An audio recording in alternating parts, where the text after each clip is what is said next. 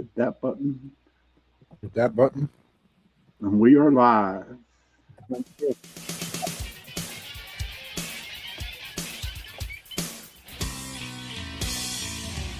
Not the song I was looking for, then.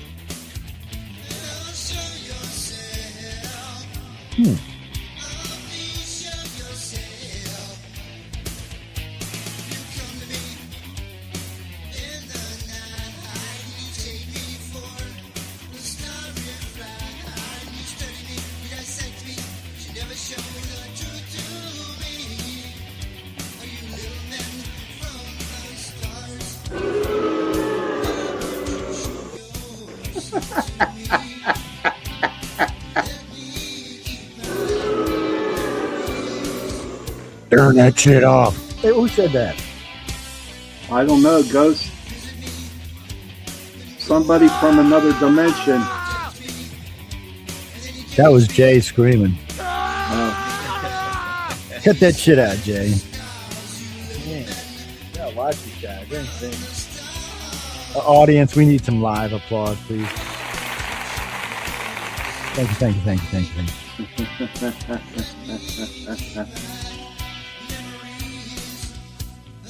Who sounds like this after they see a beautiful woman? Yeah, that's a day.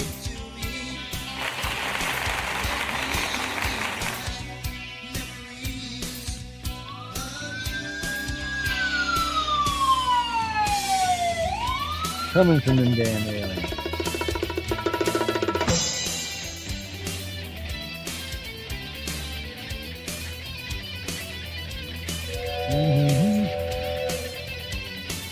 Woo-hoo, baby. I didn't even hear the gunshot.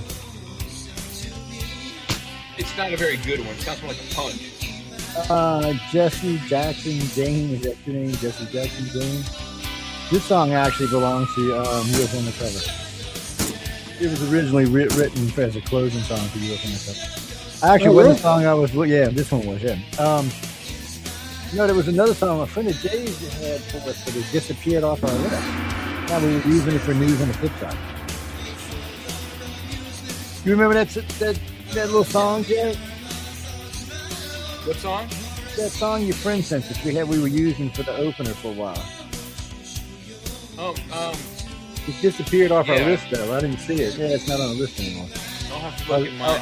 I was actually gonna play it tonight. My files. See if I still have it. I think I should.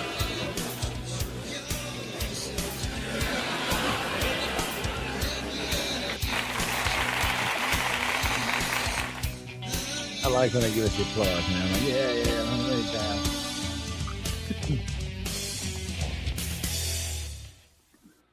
Welcome everyone to News on the Flip Side. I hope y'all are all having. Oh wait, what is that? I hope y'all are all having a wonderful Friday night while somebody listens to the music to turn it off.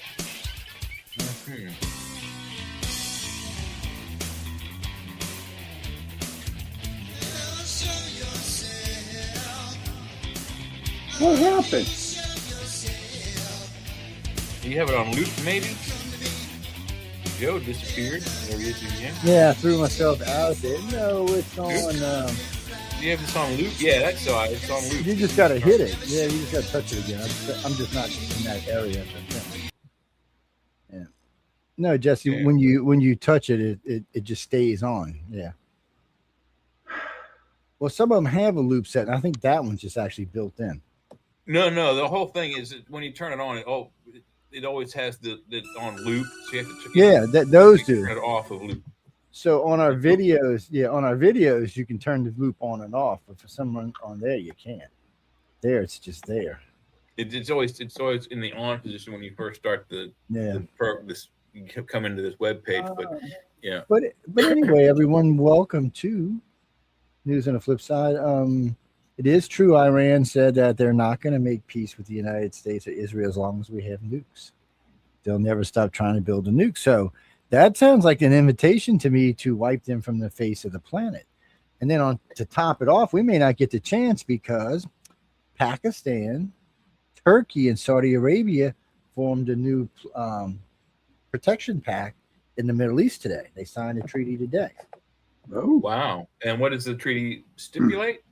It's a protection. You attack one, you attack all of them. So so it's like NATO. Wow. Yeah, and let's not forget, Turkey is a member of NATO. So right now, if you attack Saudi Arabia or Pakistan, which means Turkey will have to get into it. If you attack Turkey because Turkey's fighting with them, then you've just attacked a NATO country. So basically, they're only okay to attack us and India. Basically. So what's looking like without being struck by those guys anyway. Well, it looks like what's going to happen is because Iran is attacking Saudi Arabia. It looks like the three of them might just attack Iran. The Saudi's army's not all that big, Jesse, but Turkey's army and Pakistan army is pretty big. Is that big enough to start World War III, though?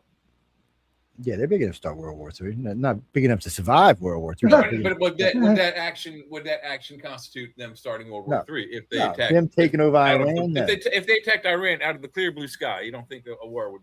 What are you talking about? How would they be attacking them out the clear blue sky? Iran's already blowing up Saudi Arabia every day.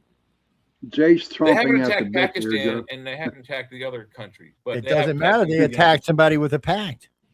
Yeah. So well, no, they've already fired at them since the pact was signed. So Iran knew what they were doing. Yeah. That's how it is, guys. Yeah. Well, that's just sad for them because that means their country's going to just be bombed into the Stone Age, and I don't understand why we're even as I don't know why Donald Trump is even talking to them any further. They've broken every pact that they signed with him. They've broken every pact they signed with every leader. I going think, back you know 47 what, years. Jay. Here's the way I think it. When after the midterms, if Iran's still doing this shit, then yes, he'll unlaunch. He's just saving because of the midterms coming up. I believe that. He might be. I think he's in a bad spot. He's that afraid of it. I think the only thing I think is actually true, and it's because he said it, and then all of the countries surrounding Iran has said it.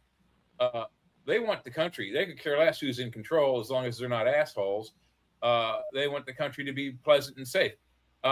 My opinion is that it won't be with whoever's in control, because each time we knock a level of control off, they get more and more aggressive, and they have less and less weapons. Each time we knock off a layer of control, there's another layer of defensive weaponry we've destroyed, but they don't seem to want to stop. So I would think just, you know what, we should just incinerate the entire area, take it over, and then parcel it out to the countries in the nearby. Like Saudi Arabia can buy part of it, United Arab Emirates can buy part of it, and then the land can be theirs. But we may not have to. You may see Pakistan, Turkey, and Saudi take it. And split it up amongst them. I mean, the idea works either whether we take it and sell it to them for profit, or they take it as spoils of war. Either way, I don't care. Incinerate it. Stop the entire regime and government of Iran. Start from scratch. Let a whole new group come in. Well, one of the things they need to start doing right now is decide where they want to put the people at. And what I mean by that is, okay, so you start bombing like Tehran, you just start bombing it. And you take out the infrastructure, you take out the roads around it, you make it to where it's an isolated city where you can't even drive in and out of it. You maybe walk in and out of it, but you're not going to drive in and out of it. And then you just start leveling the city. Now, all them people are going to be forced somewhere. Well, meanwhile, you're blowing up bridges ahead of them. So you can direct them to where you want them to be going. Well, you'd have to do it strategically and take out all but one or two bridges that lead into one direction and one direction only. And you set up, outposts with not so friendly people on the other end for the bad guys. And those who aren't bad guys, you let them continue on to the next city. But you make it one-way exit, and you just bomb every other exit, pointing them in that direction towards our troops. And then, like you said, pinpoint strikes. Just start in the center and come out. Well, because they can force them into groups together. They'll know where they are, But the thing of it is they can just start taking out the infrastructure, take the roads out, take the electricity out, take the water out. What I do first is I take the water out and give them a couple of days, and I take the electricity out and give them a couple of days to get out, and then I take the roads out so they can't come back. And then after they're gone, just start leveling the city, just turn it to dust. And then that way, that city's never coming back again. It's done. It's over with. Let's move on to the next one. And that way, Iran itself knows, okay, they're serious. They're going to wipe us out of existence if we don't do something. I think the first move. I don't think they think we're really that serious. Take out their Capitol State building, whatever their main big state building is, wherever the president does most of his work. Blow it up. No, they already did that. That's how they killed what's his name. They took that out. That's how they killed them 40 people. No. They got those guys in bunkers, most of them. No, the 40. The 40 were actually in a meeting next to the base in the room. Yeah, they were actually in a meeting. They didn't think they were going to get killed. They weren't even worried about it from what they said. They weren't. That's why they got so many of them. It's they blew the living shit out of them. But that's Israel. Israel and the United States was running good. I thought except for the one, a couple examples where they got some dudes with a drone in a high-rise hotel in like Turkey or whatever. I thought they got most of those dudes in bunkers hiding like cowards. No, because in the beginning there was no war. There was nothing going on. So they didn't think they were going to be bombed. Nobody was bombing any cities. Nobody was bombing anything in Tehran. Nobody was doing any of that. So there was no threat. Or at least there wasn't no perceived threat. Yeah, they just rolled right in there and just bombed the living shit out of them. Well, regardless, I mean, they're probably out of AAA emplacements and ammunition. But I would really like to see, and I don't care if it's on CNN or not, because when the first Iraq war went off in '93, it came that CNN like broadcast it live. I mean, like, well, that's when CNN was a good station, dude. Right? Yeah, that's what CNN. They were just starting out, right? But that's what I want to see happening right now over Tehran is nothing but AAA tracer fire as they're shooting at planes of ours that have already come by and done the damage, and they're shooting at ghosts. And then I want to see their government collapse. I think it's time. I mean, it's beyond time and past time. I think Trump is a fool for standing there and saying, continuing to talk to these people while they're. But the problem is, here's the problem. He's in there talking to them while on the other side of the country, their counterparts are saying, "We're not going to stop the nuclear programming. Blow them up."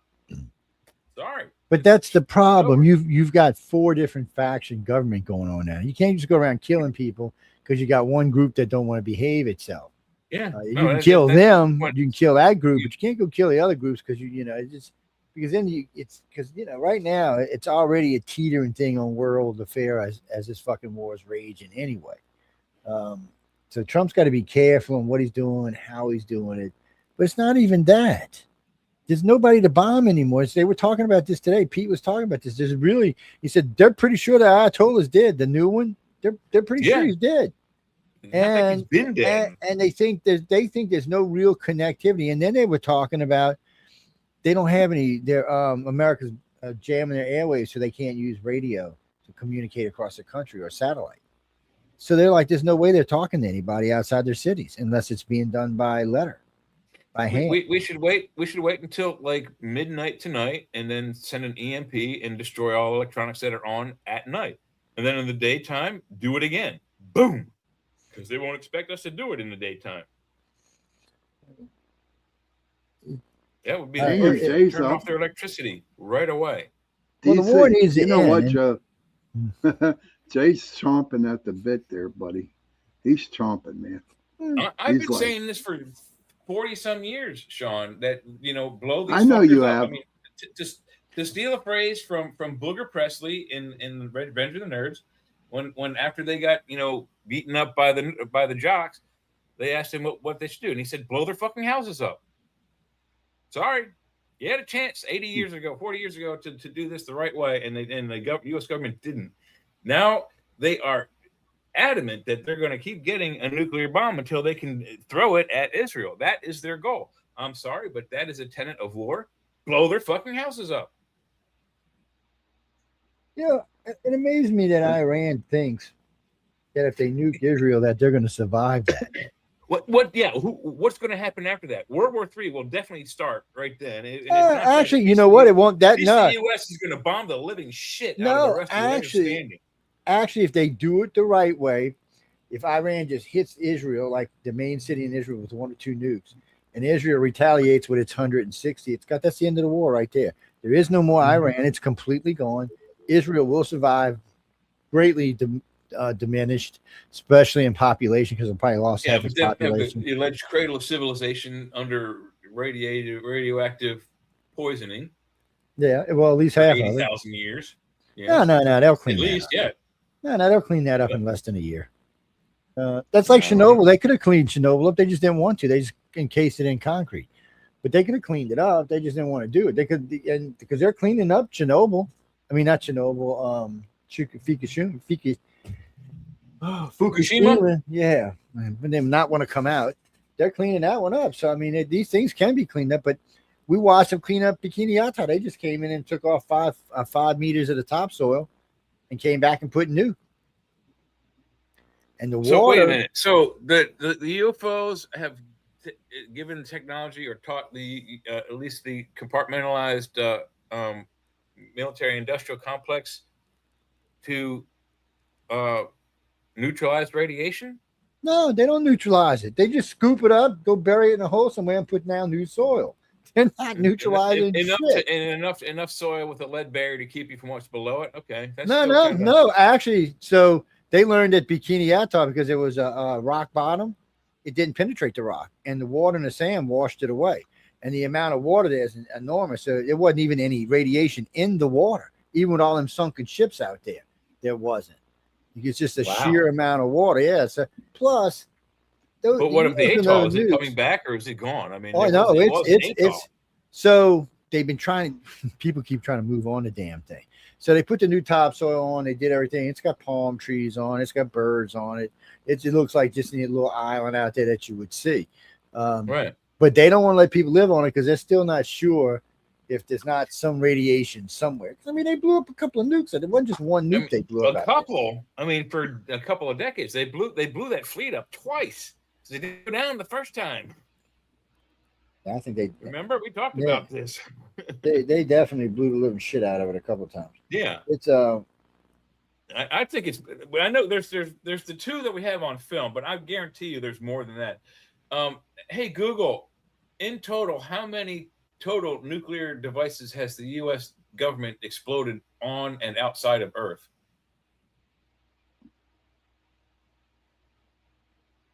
The United States government has conducted a total of 1,054 nuclear tests. This figure includes the 2 atomic bombs dropped on Japan during World War II, as well as atmospheric and underground testing conducted between 1945 and 1992. 1,054 explosions. Ask her how many times Russia did it. Hey, Google, how many times has Russia tested nuclear weapons inside and outside of the planet? The Soviet Union, and later Russia, conducted a total of 715 nuclear tests. These tests involved 969 total nuclear devices detonated across various environments. So when you do everybody, it's around 2,000 of these tests. And look, and we're all living on a healthy, happy planet. After 2,000 nuclear weapons have been detonated on, that tells you something, Jay. One, it tells you we were lied to about some stuff on how it actually works. No, Gene, a lot of these are underground and underwater. That's why. Yeah, still, okay. Maybe the lingering effects can be more easily ignored or wiped over or cleaned up, but you still don't want to be near one. I don't care if you have sunblock 3000, you won't survive the heat blast. You won't survive it if you're standing in it and you're fireproof. Let's just say you're like Wolverine and your body is completely fireproof. You'll regenerate instantly. When the bomb goes off, it will instantly incinerate all of the oxygen. So you'll suffocate within minutes before the bomb finishes its, explosion. Just hold your breath, man. You'll be all right. Because what will happen is that the explosion will create a vacuum in the atmosphere where there's no oxygen, and when that fire goes away, the rest of it will go and it'll suck the oxygen out of your lungs. You will suffocate instantly. No, got iron lung, man. Just put a little cork in your mouth, one in your ass, you'll be fine. Not under that kind of force. I'm sorry. I mean, in the comic books, Wolverine has skeleton that's covered in an indestructible metal, and he's destroyed with a nuclear weapon one time, and he survives it. But that's a comic book. If you're near one, you're not going to survive. I'm sorry. I got a force shield, man. I'll just go. Nothing affects it. Nothing affects it. Say I love you, man. And you walk. Let me ask you this, Joe. If we unleash this nuclear bomb and blow Iran to hell and flatten it out, what part of the United States would this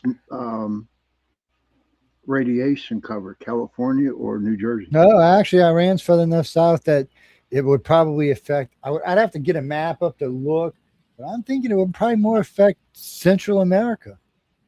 Hey, Google, what countries across the globe is Iran parallel to, going from east to west? Gotta be somewhere in South America or Central. Second parallel north, which is roughly where Iran is located. Several other countries and regions share that same latitude. Moving from east to west, these include parts of Japan, China, Afghanistan, Iraq, Israel, and the United States. Ooh, part of it is the United States. We'd be hit last, but we'd be hit diminishingly, but we'd be hit, but it would go across, hitting the countries in order east to west, because that's the way the radiation would go. Well, and that all depends on yield, megaton. It may never even get to us. It may not even get to China. It just depends. See, the bombs that if we drop a real bomb, and if it happens, if it is as stupid as this sounds, if it happens to go through a hurricane or typhoon on its way to us, that'll wash most of the radiation down to the planet. It's no, Jack. If we launch a real nuke, I mean, if we're talking 50 kilotons. Or if we use a MIRV, which has got 12 or 16 warheads on it. Hey, Google, what's the weakest nuclear weapon in possession of the United States? Oh, it's got to be like 1 kiloton or something, half kiloton. Yeah. The weakest nuclear weapon ever deployed by the United States was the W-54 warhead. When used in the Davy Crockett tactical system, it had a variable explosive yield as low as 10 tons of TNT. Hey, Google, what is the current nuclear arsenal of the United States' weakest weapon? Oh, she might tell you something there you don't like. Nuclear weapon currently in the United States active stockpile is the B-6112 gravity bomb. It features a variable yield, or dial-a yield, design, with its lowest selectable setting being 0.3 kilotons, which is equivalent to 300 tons of TNT. 0.3 kilotons. Yeah, so we got baby bombs. Look at that. We got baby bombs. Which is still 3 kilotons is 300 times more. No, it's 0.3 kilotons. It's 0.3 kilotons. Not 3 kilotons. It's 0.3 kilotons. It's not even a kiloton. 0.3, Jay. It's 0.3 kilotons. The one in Hiroshima and Nagasaki, they weren't even a kiloton either. Oh no, they weren't. They I don't even think they were a quarter kiloton. Hey, Google, compared to the bombs dropped on Nagasaki and Hiroshima, and the current weakest nuclear weapon in the United States, which one is stronger? Sean. Oh my God, that's a long commercial. Was the most powerful of those three, with a yield of about 21 kilotons. Okay, so they're weaker than the Nagasaki bomb. Hey, Google, stop. Yeah, they're yeah. This is like point. This is a nothing bomb. If you drop this would maybe blow up like 2 blocks or something. It would irradiate everything though, but it wouldn't be that big of an explosion. No, I don't think 2 blocks. I think. Hey, Google, Tactical. What is the effective kill range of the weakest U.S. tactical nuclear weapon? Quarter mile. The effective range for the B-6112 at its 0.3 kiloton setting depends heavily on the target, terrain, and whether it is used as an airburst or a surface burst. Because it is designed for precision, it is intended to neutralize specific military targets while minimizing damage to the surrounding area. Yeah. But there is no single fixed kill range. See, all of these, we've talked about this before, but all of these tactical nukes, they call them. How those yield settings are managed. Yeah. You want to hear that? Yeah, all the tactical. I already knew about yes. All right. What do you want to hear by Dustin Lynch? Playing on Spotify. Never mind. Hey, Google, stop. I already knew about dialable settings because I was in the military, but hey, Google, stop. I didn't know that we went that low. I thought a quarter kiloton was as low as we went, not 0.3. Look, so That A612 whatever, it's apparently can go from 0.3 to, I forget what she said, 12 kilotons. Oh yeah, it could probably go up. It could probably get up into a couple good solid kilotons. But it was a system called dial, whatever. Yeah, they were, but those were designed for specific hardened targets. So the Navy and the Air Force both had missiles. They low yield tactical nukes, but it's so like, let's say you've got one of those reinforced concrete buildings with the steel liners inside, and you want to get to somebody. Well, a compression bomb is not going to do it, but a low yield, a low kiloton nuke will. The simple heat alone will melt through anything it's got to go through, and with that combined with the force of the explosion, it'll break into anything. And so they work really well, and we've used them, and that's what the suitcase nuke was designed on, to dial up nuke. That's what it was originally. Well, that's what the Russians also has two different delivery methods as well as different intensity modes. It can be airburst or ground burst, so you can set it for either or. Yeah, that's why they had the suitcase nuke, because it was a ground burst. Just click it, set it, and walk away. Well, unless you go all the way to the top of the air, like the Empire State Building, then it would be you could do an airburst that way. Well, you could do that too, yeah, because once you're 500 feet off the ground, who and how would want to climb all the way up to the Empire State Building? They got an elevator. They got elevator. Elevators, silly. Look, and they got an observation tower up there. So you get on the elevator on ground level 1. You put the suitcase down. You hit the go button. You now have 2 hours. You get off on the second floor. You send that elevator all the way up to the top with that suitcase, and you get the F out of there. And then boom. What about the other levels? What about the other levels? You know what I mean? What happens if it stops on 3? If it stops on 3, it's going to knock the bottom of the building out and it's going to fucking fall over. But it's still going to put the city up. Yeah. It's going to go boom, and the building's going to go woo. If it just doesn't explode upright, where you might do that too. But they also have express elevators that go like certain. So if you go up like halfway or a third of the way up, you can put it on an express elevator that doesn't stop in between. It goes all the way to the top. Boom. I wouldn't even do it that way. I would go up there all the way to the top, put the briefcase behind something, turn it on, get on the elevator, go down, and leave. And that way you know it's up there, and you could even lock it to something, put a key on it or something, lock that bitch up. 10 minutes later, boom, 6 city blocks are gone. Well, I hope you give yourself more time than that to get out of the city, but yeah. Nah, terrorists are stupid. This is what the end did all the time. Well, yeah, they're expecting 77 Vestal virgins on their way up there or whatever. Idiots. No, Gene, actually, you mean a real terror bomb? A real terror bomb is not going to be a nuke. A nuke, don't get me wrong, a nuke would put a lot of terror, but a dirty bomb would be a much more efficient way of terrorizing a population.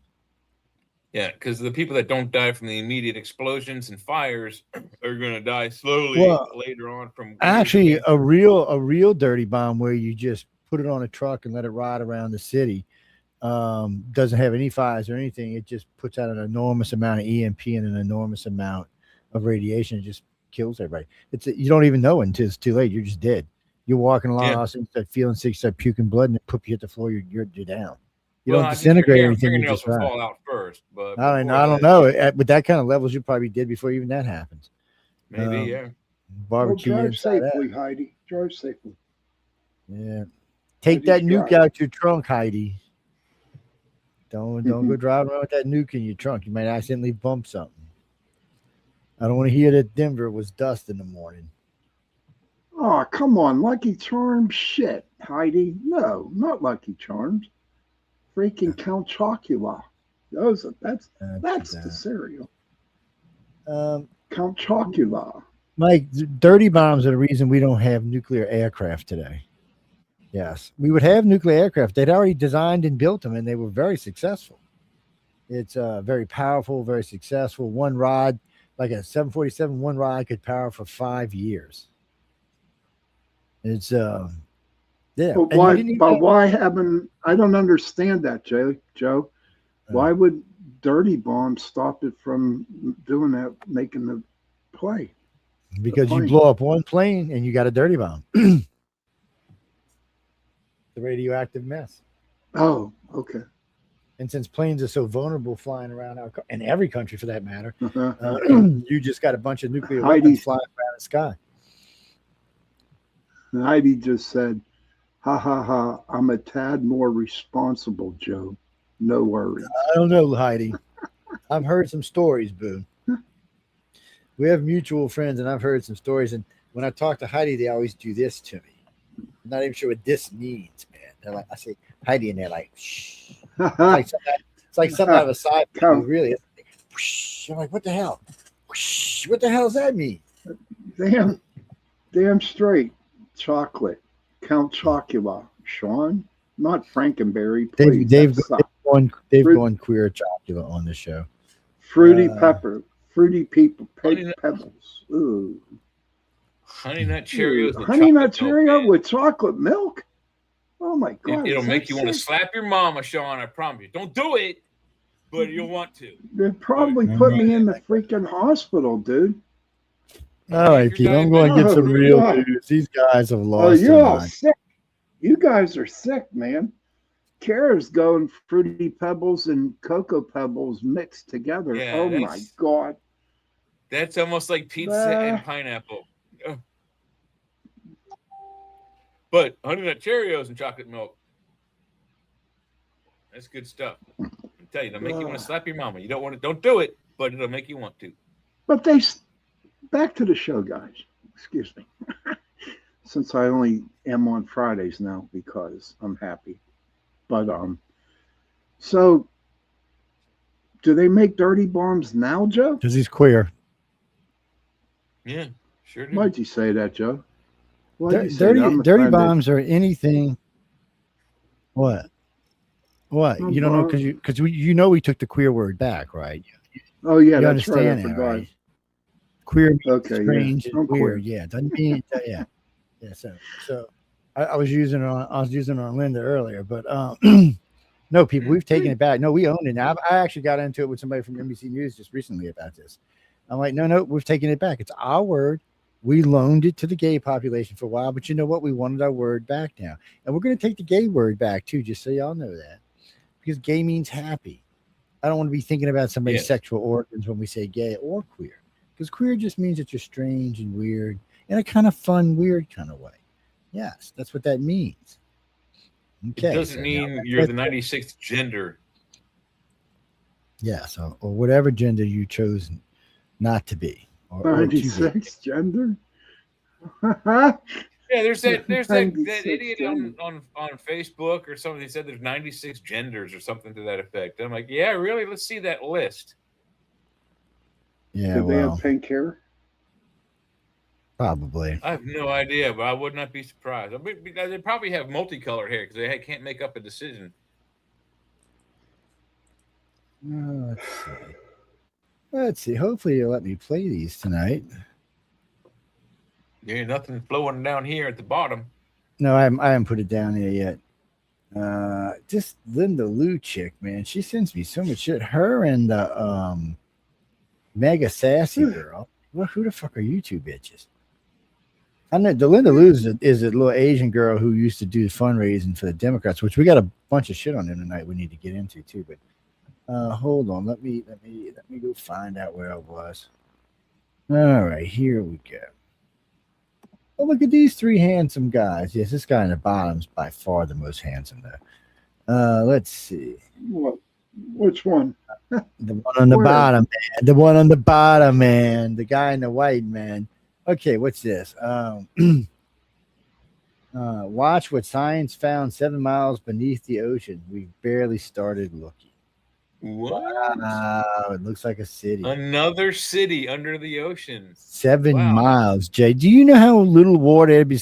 I mean, that's definitely something. 7 miles under the water? That's what it says. Let me see if we may have audio with this. Some of these have audio. Let's see. That's pretty deep. Well, I've been saying it for years, even before I was on this network. People always ask, why don't we know so much about our history? Like, I'm telling you that the reason is because most of it's underwater still. A good There bit was a of it is. flood, Ain't no doubt about remember? that. It buried a whole bunch. The idea was to bury a whole bunch of shit. It worked. But just no, man. Okay, where did it go? What did I do with it? I don't know. This computer's been so squirrely lately. I gotta be careful. Let's close some stuff, being on a safe side. Okay. Raccoon Whoa, bunny what was that? veg That for a was minute. scary. Okay. Okay. Okay, Heidi, that'd be cool. Right, What's now, a this is raccoon too bunny? Is that long. kind of like the jackalope? The raccoon Okay, bunny. it's on the Indian Ocean floor. Why they find all kind of weird structures down here? Sorry, guys, can't watch because it's 30 minutes long. But That I'll tell you what, the Indian Ocean is nice and calm. It's not really choppy. hold up, It's calm. it's definitely The Mediterranean's calm. some of them are definitely calmer than others. That's for sure. That's Jay, I was up in the Black Sea. Up Oh wow! On the Independence? yes, and that's Cool. what okay. I'm telling you guys, it is the most choppiest sea ever. It is because it's real shallow and it's craziness. What the hell's that? Hold my beer, because here, life doesn't even need volcanic heat. It runs on chemistry. The towers are slathered in mats of archaea, ancient microbes so old and so weird they don't breathe oxygen and they don't eat plants on account of there being, no plants down there. They eat the hydrogen and methane wheezing out of the rock. The mountain is basically an all-you-can-eat buffet for them. And crawling all over these towers are little see-through shrimp and snails and other tiny freeloaders, trillions of microorganisms all making a comfortable living in a spot that by rights should just be a tomb. Which is exactly why NASA has its nose pressed against the glass on this one. Think about it. If life can boot itself up on nothing more than water having a chemical reaction with rock, then it doesn't need a nice sunny place with a beach. It could be happening right now, this second, under the ice of Enceladus, one of Saturn's moons, or Europa, one of Jupiter's, both of which are hiding entire liquid oceans beneath their frozen shells. So the Lost City might not just be a freak show at the bottom of our ocean, it might be the instruction manual for building life anywhere. What? Oh, no.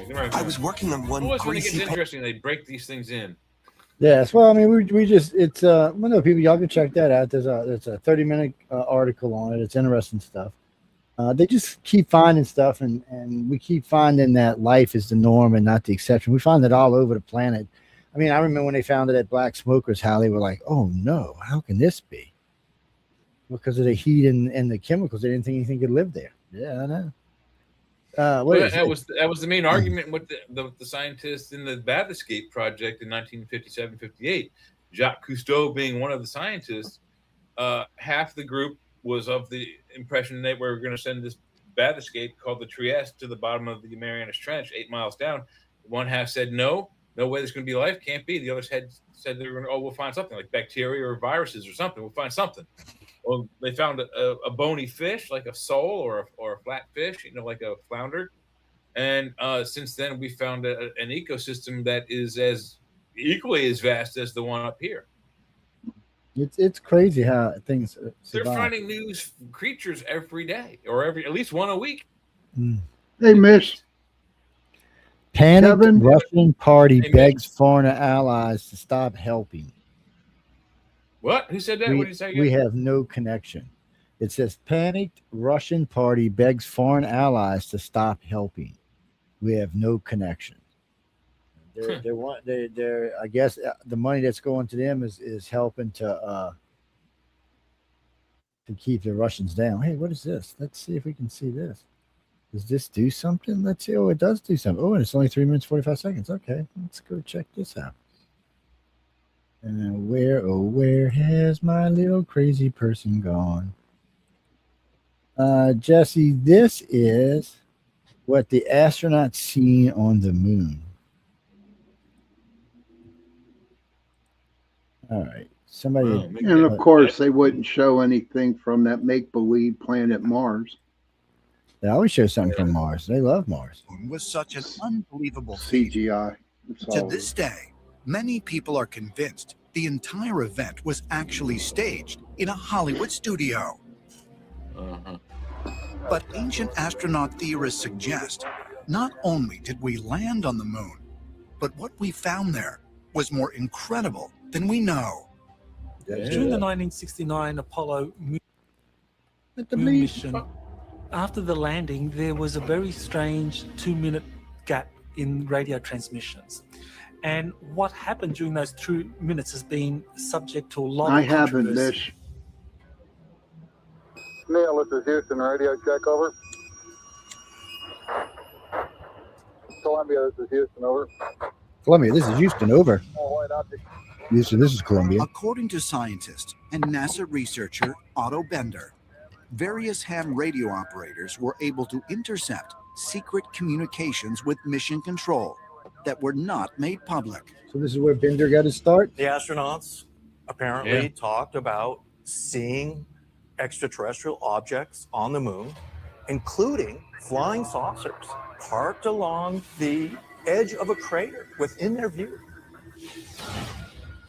Now, the truth of it is that each of the astronauts had a separate medical channel.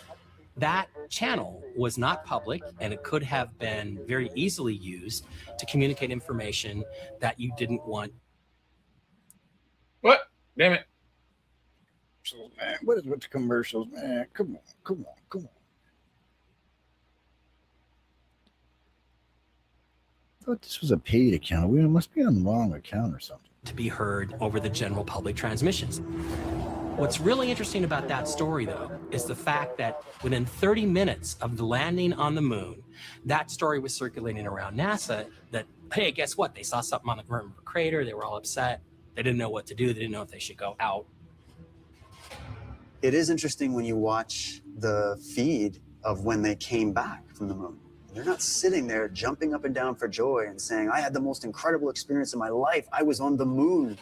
They're not saying that. They look very sullen, very depressed. They're looking down. They almost look like they want to vomit. That's how disturbed they look. Could they have seen something there that they didn't want to tell the public because of the implications? And I kind of remember that interview. I believe that what this country set out to do was something that was going to be done sooner or later. We find for the first time that man has the flexibility or the option of either walking this planet or some other planet. It's a beginning of a new age. Exopolitical age. After Apollo 11, NASA would send 6 more manned missions to the moon, culminating with Apollo 17 in 1972. One of the most interesting questions with regard to our interaction with the moon is why we have never gone back there again since the Apollo missions. And what else is very telling is that although the USSR at the time was getting to be quite able to send its own astronauts to the moon, it never seems to have done so. Could it be that there were agencies associated with the moon, aliens or other beings who had warned humanity to stay away for some reason?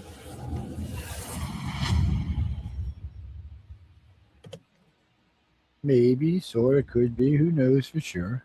Yeah. Well, you know what? When you're listening to the ham radios, my cousin is a Pittsburgh policeman, and I have a CB band, a radio for police, and they have their own personal channel that they use that they don't put out there. Yeah, but if you've got a scanner, you can pick it up. I'll tell you what I didn't like about scanners. When I first started doing radio, when I was up real late with the support group, or when I was working on gigs for the thing, you would pick up personal phone calls in the middle of the night. I mean, you know, guy and a girl talking that turned into something much, much steamier. And it's just crazy that you'd actually hear that. Mitch is queer. Look what Mitch said. Look at Mitch said. Maybe they ate the cheese the moon was made of, made them sad. Gave him gas, probably. It's all right. Now, this is something we've talked about on this show many times. Well, I'm just saying, yes, man. That's all. You don't. Okay. Excuse me. Wrong button. Whoops. No, I just hit the wrong one. Well, because when you're using Facebook, sometimes it jumps you to a different page and you got to switch. Yeah, I don't make the rules. They do. You know, when you're a billionaire, you can do whatever the hell you want. This is Project Thor. I heard about that. Jay and I have talked about this a lot now. This is like the throes of Project Thor. Just to give you an idea what it is. Let me unmute. I like to see. Start it over. If it would, there we go. The U.S. space. While most 20th century battles were Miss, fought you put a smile on my face all the time. to take over the world in a few decades. After years of belligerence and endless one-upping, the United States is finally fighting for control of the Taiwan Strait. And in a surprising maneuver, the U.S. Space Force has deployed a scheme almost 100 years in the making. Developed as part of Project Thor during the Cold War, the mystery weapon involves 9-ton tungsten rods that are dropped from orbit. As the telephone pole-sized rods fall from the sky, the object is supposed to reach 10 times the speed of sound, hitting the Earth with as much power as a nuclear weapon. While challenging the 1967 Space Treaty without technically breaking the agreement, the United States might just be on the verge of weaponizing outer space with its kinetic rods from God.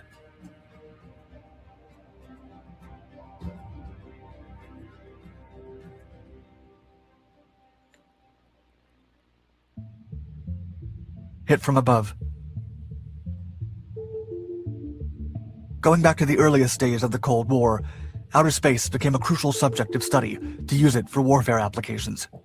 However, one of the most significant problems of using space as a postmodern battlefield is that nuclear, biological, and chemical weapons in orbit have been banned since the Outer Space Treaty of 1967. Still, there may be a loophole that the United States has tried to take advantage of for decades. Instead of relying on chemicals and engineering for its devastating impact, a new kind of weapon could depend solely on its mere kinetic force. In fact, Earthside kinetic strikes have already been used as far back as World War I, when masses of heavy metallic objects were dropped by aircraft on top of enemy positions, with the effect being proportional to machine gun fire. During the Vietnam and Korean Wars, there was some use of lazy dog bombs, a kinetic projectile shaped like a conventional bomb that could reach 500 miles per hour during its fall, penetrating up to 9 inches of concrete. However, all rules change in orbit. In a kinetic orbital strike, a solid object would be dropped from orbit towards a target, and the sheer power of the kinetic impact would be similar to the... All right, you're officially protected by America's #1 motorcycle insurance. Hey, we know it's more than just a bike. It's freedom. It's therapy. It's how I get to work. So real. Never thought about it like that. That's pretty good. Explosive yield of a ground-penetrating nuclear weapon. Idiots. Enter Project Thor, a long-rumored program that dwells on these matters and is developed by Now, the people, United this States Air project's Force. not supposed to exist. Rods from God. While the New York Times referred to the concept as tungsten thunderbolts, a more common nickname is simply rods from God. The weapon system would supposedly involve a satellite carrying a magazine with heavy objects, most likely telephone pole-sized kinetic projectile rods made of tungsten, each weighing around 9 tons, with fins attached to keep them straight. These sorts of destruction weapons would orbit indefinitely in space until needed, and they would always be ready to be whisked into any corner of the world within minutes. Powered by gravity alone, the rod would then be directed toward a target while gaining tremendous velocity and speed. Going faster than 5 miles per second in orbit, the weapon would eventually reach an impact speed of an eye-opening Mach 10. Initially developed by former Boeing operations researcher Jerry Parnell, the weapon's concept has inspired more than one science fiction story, especially as the originator later became a writer. Oh shit, huh? Still, many believe the rods from God could actually be ready for deployment soon, or that they're already lurking in space. A new century. Right, put 'em up For there when decades, we had the show. the American military has spoken in hints and whispers about its plans to develop kinetic weapons in space. And while no Pentagon official has yet acknowledged how far along the research is, or even confirmed that any sort of effort is underway, the concept persists to this day. In 2002, a Rand Corporation study named Space Weapons Earth Wars dedicated several pages to the different applications of kinetic weapons technology. At a time when the Pentagon was on an all-time high alert after the September 11th attacks, an Air Force report gave what analysts call the most detailed picture since the end. But I was working on one greasy pan. I went to get a scraper, and it can't be 20 seconds. That's why ridiculous. I switched to Dawn Pro. It cuts through tough commercial grease and easily rinses away. Dawn Pro, the better professional grease getter. Of the Cold War of the United States' efforts to turn outer space into a battlefield. Released in November of 2003, the United States Air Force Transformation Flight Plan report makes American space supremacy a top-ranking priority for the 21st century. The document runs through dozens of research programs designed to ensure that America can never be challenged in orbit, and they range from anti-satellite lasers to weapons that would provide the capability to strike ground targets anywhere in the world from space. In addition, the publication references non-nuclear hypervelocity rod bundles in its outline of future space-based weapons and claims that the United States sought to use the kinetic weapon as a bunker-busting platform. Upon hitting the Earth's surface, these tungsten rods could penetrate hundreds of feet into the ground, releasing built-up kinetic energy and creating an explosion equivalent to 11.5 tons of TNT with zero fallout. Wow. However, nuclear. according to rumors that surfaced after the Air Force report was published, if the so-called rods from God ever materialized, it wouldn't be for at least 15 years. Several detractors spoke out about the development of such weapons, claiming that it would also prompt many countries to respond with something similar, potentially sparking a worldwide arms race in orbit. Soon, the rumored project went dark once again.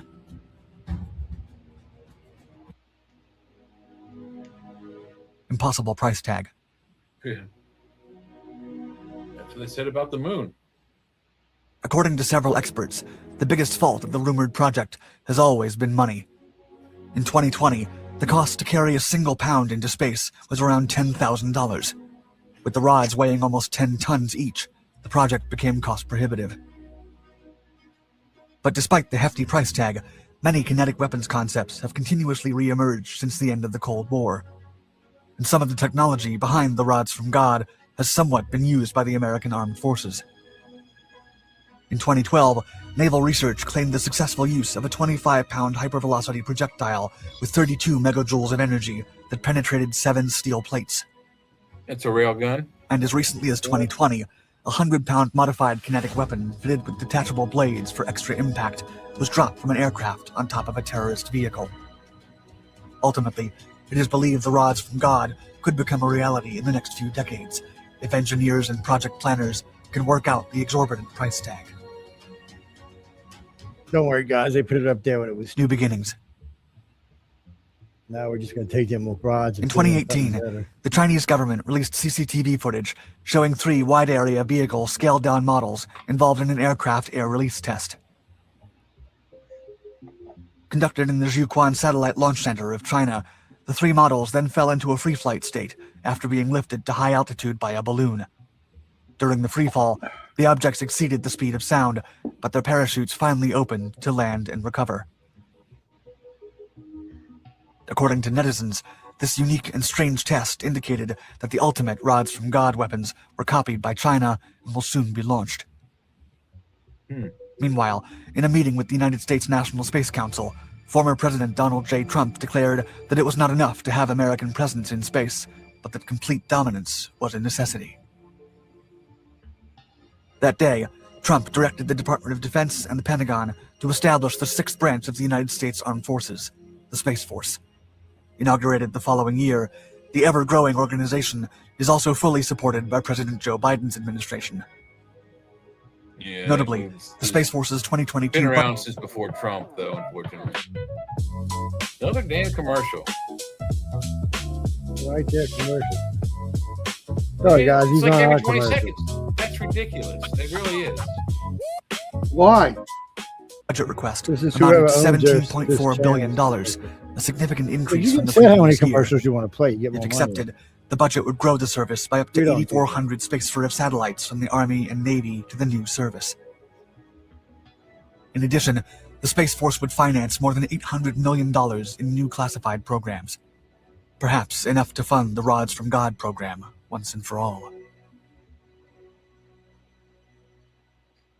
Yeah, Space Force it's probably options past control. concept. Thank you for watching our video. Stay tuned. Don't whisper dirty at us, dude. We don't know you. You better be doing that. We'll come smack you upside the head or something. Let's see. What do we got here? What do we got next? We've got mysterious alien egg found in Alaska. We may check that out after a while. What? Yeah, let's look at that. What the hell? No, we're saving that for later. Let's see. Surgeons lost this man for 45 minutes. He comes back with the most detailed account of having yet. Ooh, Wow. that could be interesting. Let's see. He was the last American to fly solo in Mercury, and he claimed something followed him home. John Glenn? Followed him, Gordon Cooper, I think is who it was. Gordon. All right. Yeah, that's what it says right here, but that's just kind of detached under the article. So, like 22 atomic bombs. The asteroid that will hit Earth is called Bennu. Bennu. B-E-N-N-U. Bennu. Tutu. Bennu. Shut up, people. Don't write stupid shit like that. That's one of the ones one day in the future will run into us. Oh, now this is interesting. This is bloody interesting. So, first off, before we talk about this next thing, let me put it on the screen. The Air Force and the Navy said that they're up in the release of the F-47s. Oh, wow. So they were scheduled for 2029 and 2030. So some of them are going to come out mid next year, and the squadrons are talking about. They said they've already got a test squadron. It's a flying squadron now. It was a test squadron, not just a squadron. And they'll have one or two more. So the original amount count is just to have the same amount of we have of F-22s in the beginning. And then by 2030, I think they said they're going to up them if everything's on schedule to 500. But the gentleman said the reason why they may not decide to up them too fast is because let me see if we can find this. There's going to be another platform coming right up behind it, probably. Let's see. Making it obsolete within years of being deployed. It's going to be this thing right here. What is this thing? Oh my God. 7th generation fighter, already decades ahead of schedule. Huh. So like the iPhone. It's there's actually a flying version of this already. Yeah. What the 7th generation is supposed to be a space plane. Yes. Multimedia, meaning it can go underwater, in the atmosphere, and out of the atmosphere, and possibly through lava, stars, galactic debris, you name it. That's one day in the future, but I think these are just supposed to be in space. Well, stealth isn't going to be enough anymore, like our submarines, because of all the new ways of scanning the water. It's a lot harder to hide your submarines now than it used to be. Well, passive sonar is a bitch, man, because it just lays it out there, and anything that passes through it, it's got you. Mm-hmm. It's always on. Yeah, it's the way it's made. It just works really well. And it's more than that. That it's all kinds of subnets all over the place. Well, so the best way to describe it is that there's two. There are now. I don't know. We have a different system now, but when we're using the sonar, when it was just sonar, that was almost always on. When they added the passive arrays, the towed sonar arrays, That's the passive system, which Joe said is always on. All it is a series of underwater microphones that listen. And then when you turn the sonar on, the active system, that's the pinging part. It sends out sounds that when that thing echoes back, that sound it puts out when it echoes back to the same microphones, it's like an X-ray. It like triples there, and that also gives them the exact clarity they need to define a submarine shape versus a whale. Plus, there's also noises that go along with it. So this 7th generation is going to have 4 engines to start off with. It's going to one for each media, I would assume. They're talking Mach 15, Mach 18. So it's definitely going to be in and out the atmosphere. Now that's atmosphere. What or is that the outer space? Doesn't say. It just says the guy's basically saying they took the F-22 and just put it on steroids. I mean, that's really basically what they're saying. Moscow mayor predicts latest Putin overhaul will kill the country. Oh, ouch. Getting back. So the reason I was bringing up the F-47 in the first place is, so y'all don't understand how the release works. So for every plane that's released, there's either going to be 3 or 4 AI fighters. They're drones, basically. They're mini F-47s is what they are. That can pull much more G's and can actually go faster and do more things because there's no pilot inside. And they're there to protect that F-47. All 5 planes will be carrying weapons. And think about this. The F-47 can see a Chinese jet or a Russian jet a full 20 or 30 minutes before they see them. So what that means is they can set up, launch, come in really hot, launch really hot using hypersonic, and before the other jets can even identify it's too late, they're dead. They're gone. Yeah. It's going to be a lot harder to do that to us because our sensors can see much further out. Well, America believes in, let's see. Our planes are faster, for one, so they have to be able to see further out because they approach immovable objects quicker, so they must have better eyeballs.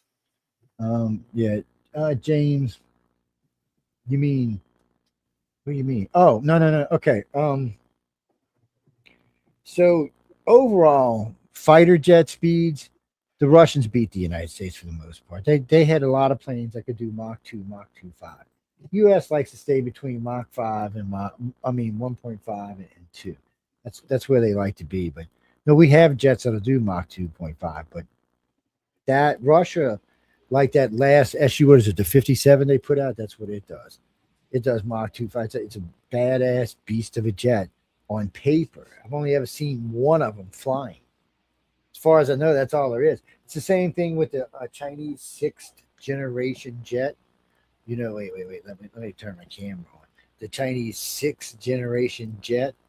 Yeah. I don't know. I better hope Michelle will show up. She'll be kicking their asses. You can see me, so I'm not in any trouble. No. Well, no. I mean, so first off, the Chinese talked about this new fancy 6th generation jet, and we found out that it was a layover of another jet. They had just put like a cover basically to make another type of jet look like that.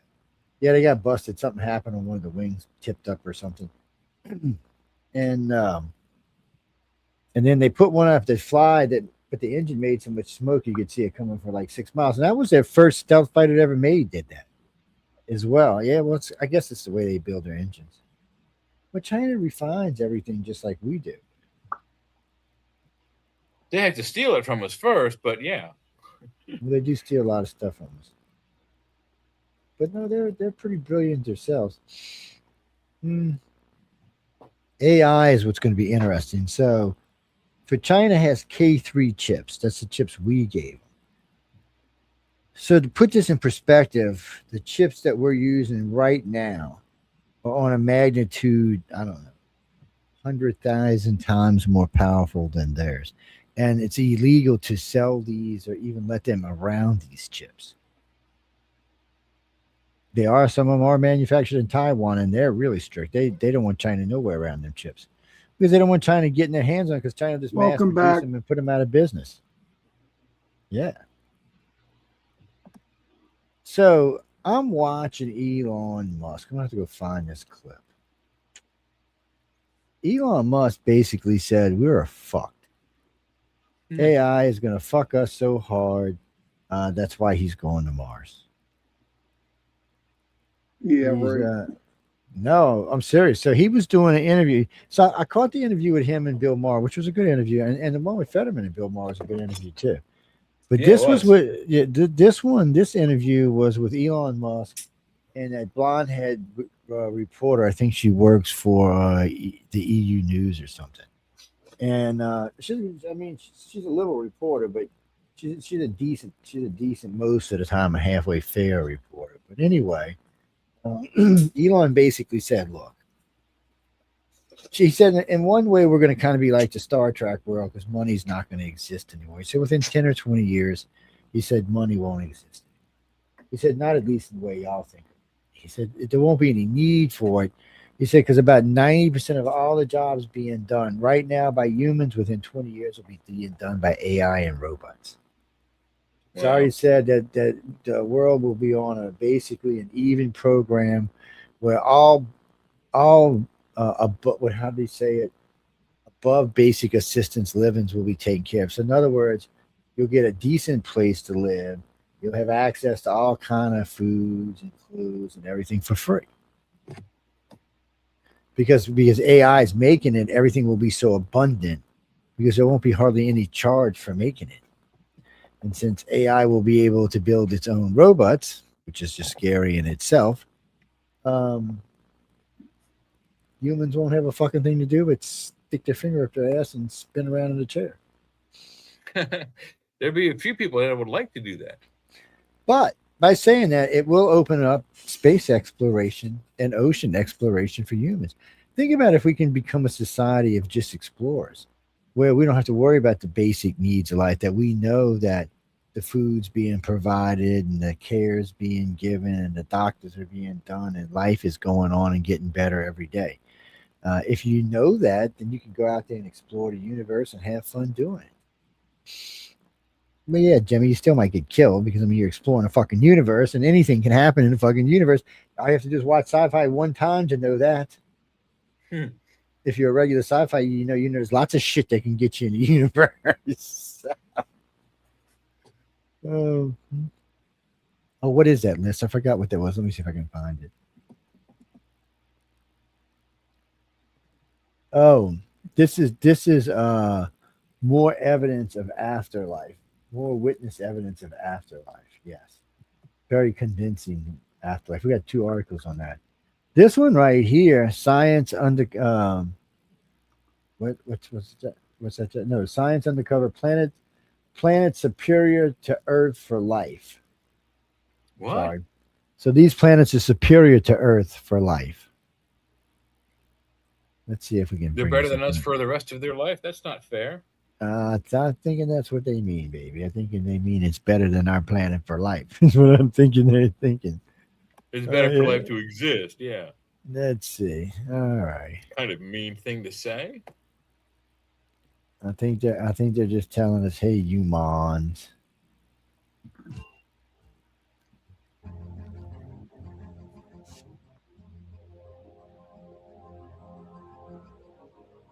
Of all the planets in the universe, Earth is clearly the best for life, right? Wrong. Wrong. Earth may be great, but scientists have discovered a few worlds that could be even better for life. Oh, shit. Behold, KOI 5715.01. Most JoJo's of the world. contenders on our super habitable planet list aren't the ones you could visit anytime soon. They are very far away. The top spot is And how do you know we can visit them? 3,000 light years away from our solar system. A warp 10 that would take, what, 2 KOI days? 575.01 would appear to satisfy the most basic requirement for supporting life. It exists in the Goldilocks zone of its star. So conditions wouldn't be too hot or too cold for a key life-supporting ingredient to exist on its surface, liquid water. But it would also check off many boxes to be considered super habitable. The planetary system it belongs to could be 5.5 billion years old, which would make it around 1 billion years older than our own solar system. 4.5, yeah. And the planet would almost fit the size requirement. When looking for super habitable worlds, scientists keep The first day I had on my Lingo biosensor, I sort of had this like aha moment. I was glued to my Lingo app. Monitoring my levels, I started realizing that my body wasn't getting even remotely enough protein.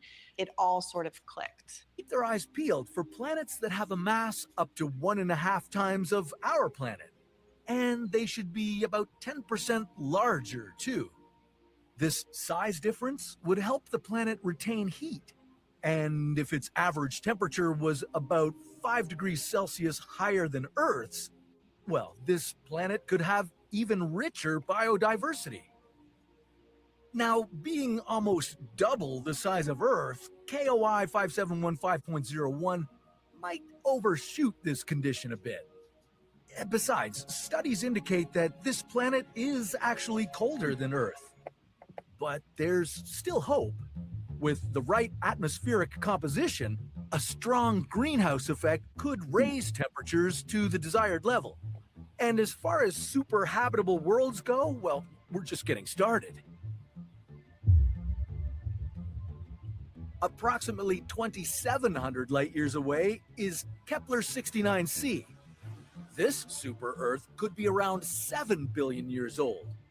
Wow, This life puts there it could be perfectly in the way estimated intelligent, 5 like to 8 godlike billion intelligent. year old age range for super habitable planets.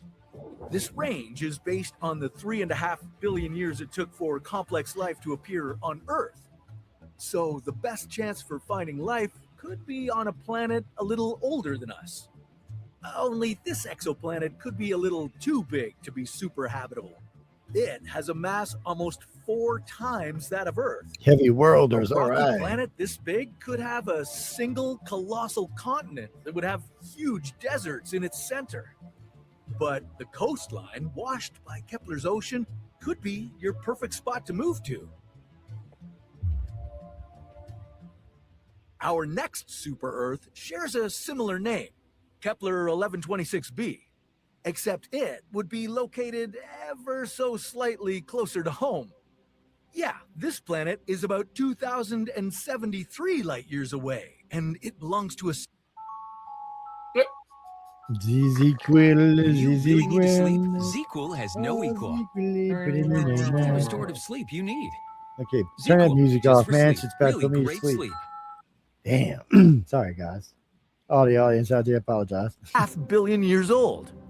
It also orbits a yellow dwarf star, much like our own. Only Kepler 1126b is 2.5 times closer to its star than Earth is to the Sun. But that's no big deal because the star Kepler 1126b orbits is cooler than ours, so the habitable zone would exist in a range much closer in proximity to it. If you aren't feeling this nearness to a scorching hot star, there's another super Earth on our list. And it's at a reasonable distance from home. Reasonable. Speculos 2c is located only 106 light years away. Ooh, that is close. Not that its proximity gives it any kind of advantage. It would still take you well over 200,000 years to travel to this super Earth. And that's if you moved at the speed of NASA's Parker Solar Probe, the fastest probe ever launched. Speculos 2c does look promising, though. It's about 40% larger than Earth.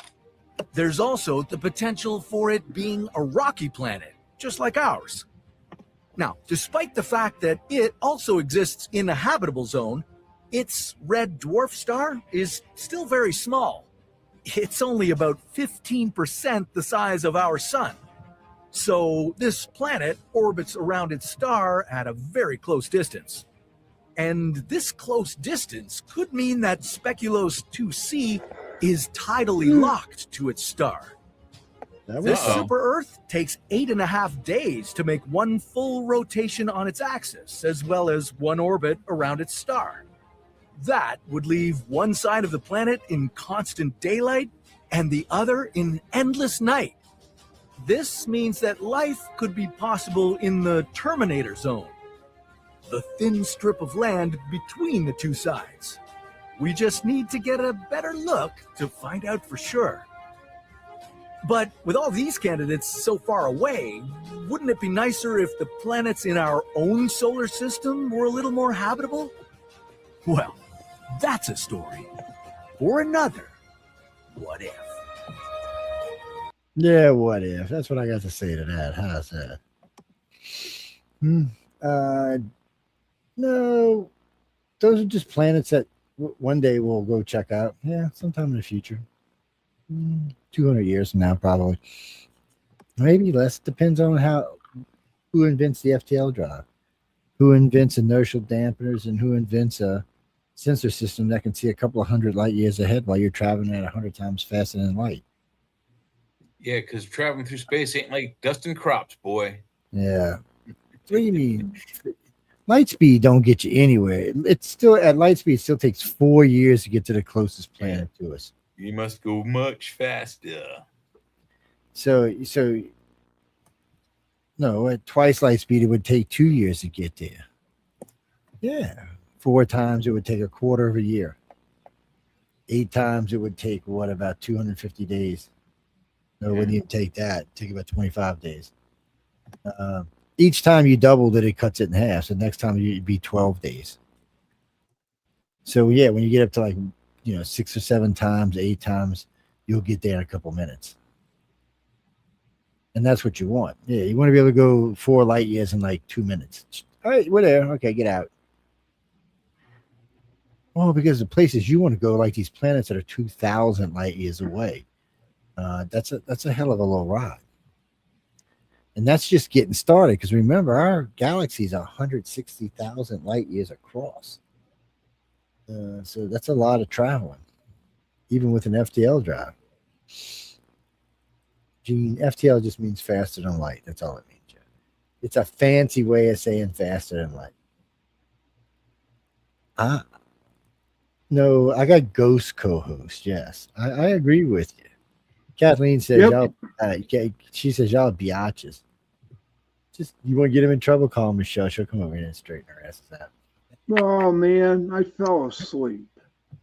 Just That I was looking at other interesting news blips, but there really that space thing was like putting me to sleep. The guy. Yeah, I can see that. Yeah, experts warn of what is that? Experts warn of threat on whole other level. Who else could it be if it's not Russia? Who else could it be? If it's not Russia? If it's not Russia, who else? Please repeat that. Can you please repeat that? That didn't make any sense to me either, Sean.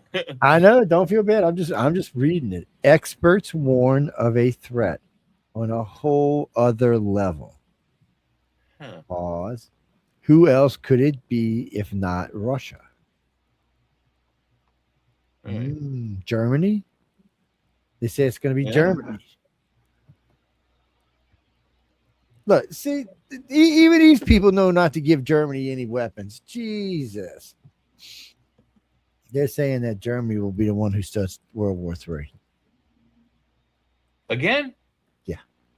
Who said that? Who's the poll? It doesn't. It comes off this MSN Now group. Who is it? Let's see if we can find out who it says who it is. Near miss. Who is it? NATO, no. Experts warn, no. It ain't giving you the person. Oh, wait. Here we go. Story by Catherine Fritsch. It doesn't give you. German. Dagens.com USA. US. DAGENS.com US. I don't know. It's the end of the world as we know. Freaking Nazis. I knew them Nazis. They just can't help themselves, man. They just gotta cause trouble. They figured they started World War I and World War II. They might as well freaking start World War III. I mean, what's the big deal after you started two of them? Why not? Go for broke. Third time's a charm, right? Scientists detect strange radio signal emitting from from the deep Arctic ice. Sorry, I couldn't get that out. Who cares if it's a deep Arctic ice? You know, what is it? An alien down there? It probably is an alien out there. Iran just appointed a national joke to lead security. This is what a panic face looks like. You want to see what his face looks like? Hold on, let's see. Sean will like him. He looks cute. There you go. There's his face. Whoops. Trying to keep my. Who? He's in charge of Iran security now. Wow. Yes, that's what his cute little face looks like. Let's see, Gene, what we got here. This is Pentagon releases new batch of UFO files. Did you see that? Yes, they did today. A new batch of UFO files. Oh. No, I guess we can take a peek at that. Thank you. That helps us out. So are we going to look at some of them? Yes, we'll put a couple of these on right quick. All right. Let me make sure I'm in the right place. Yeah, that's got to be it. Okay. Get rid of that. Get rid of that. Flipped up in another one. We got to pop that one away. Yeah, that one's going away. That one's going away. This one's coming up. This one's coming.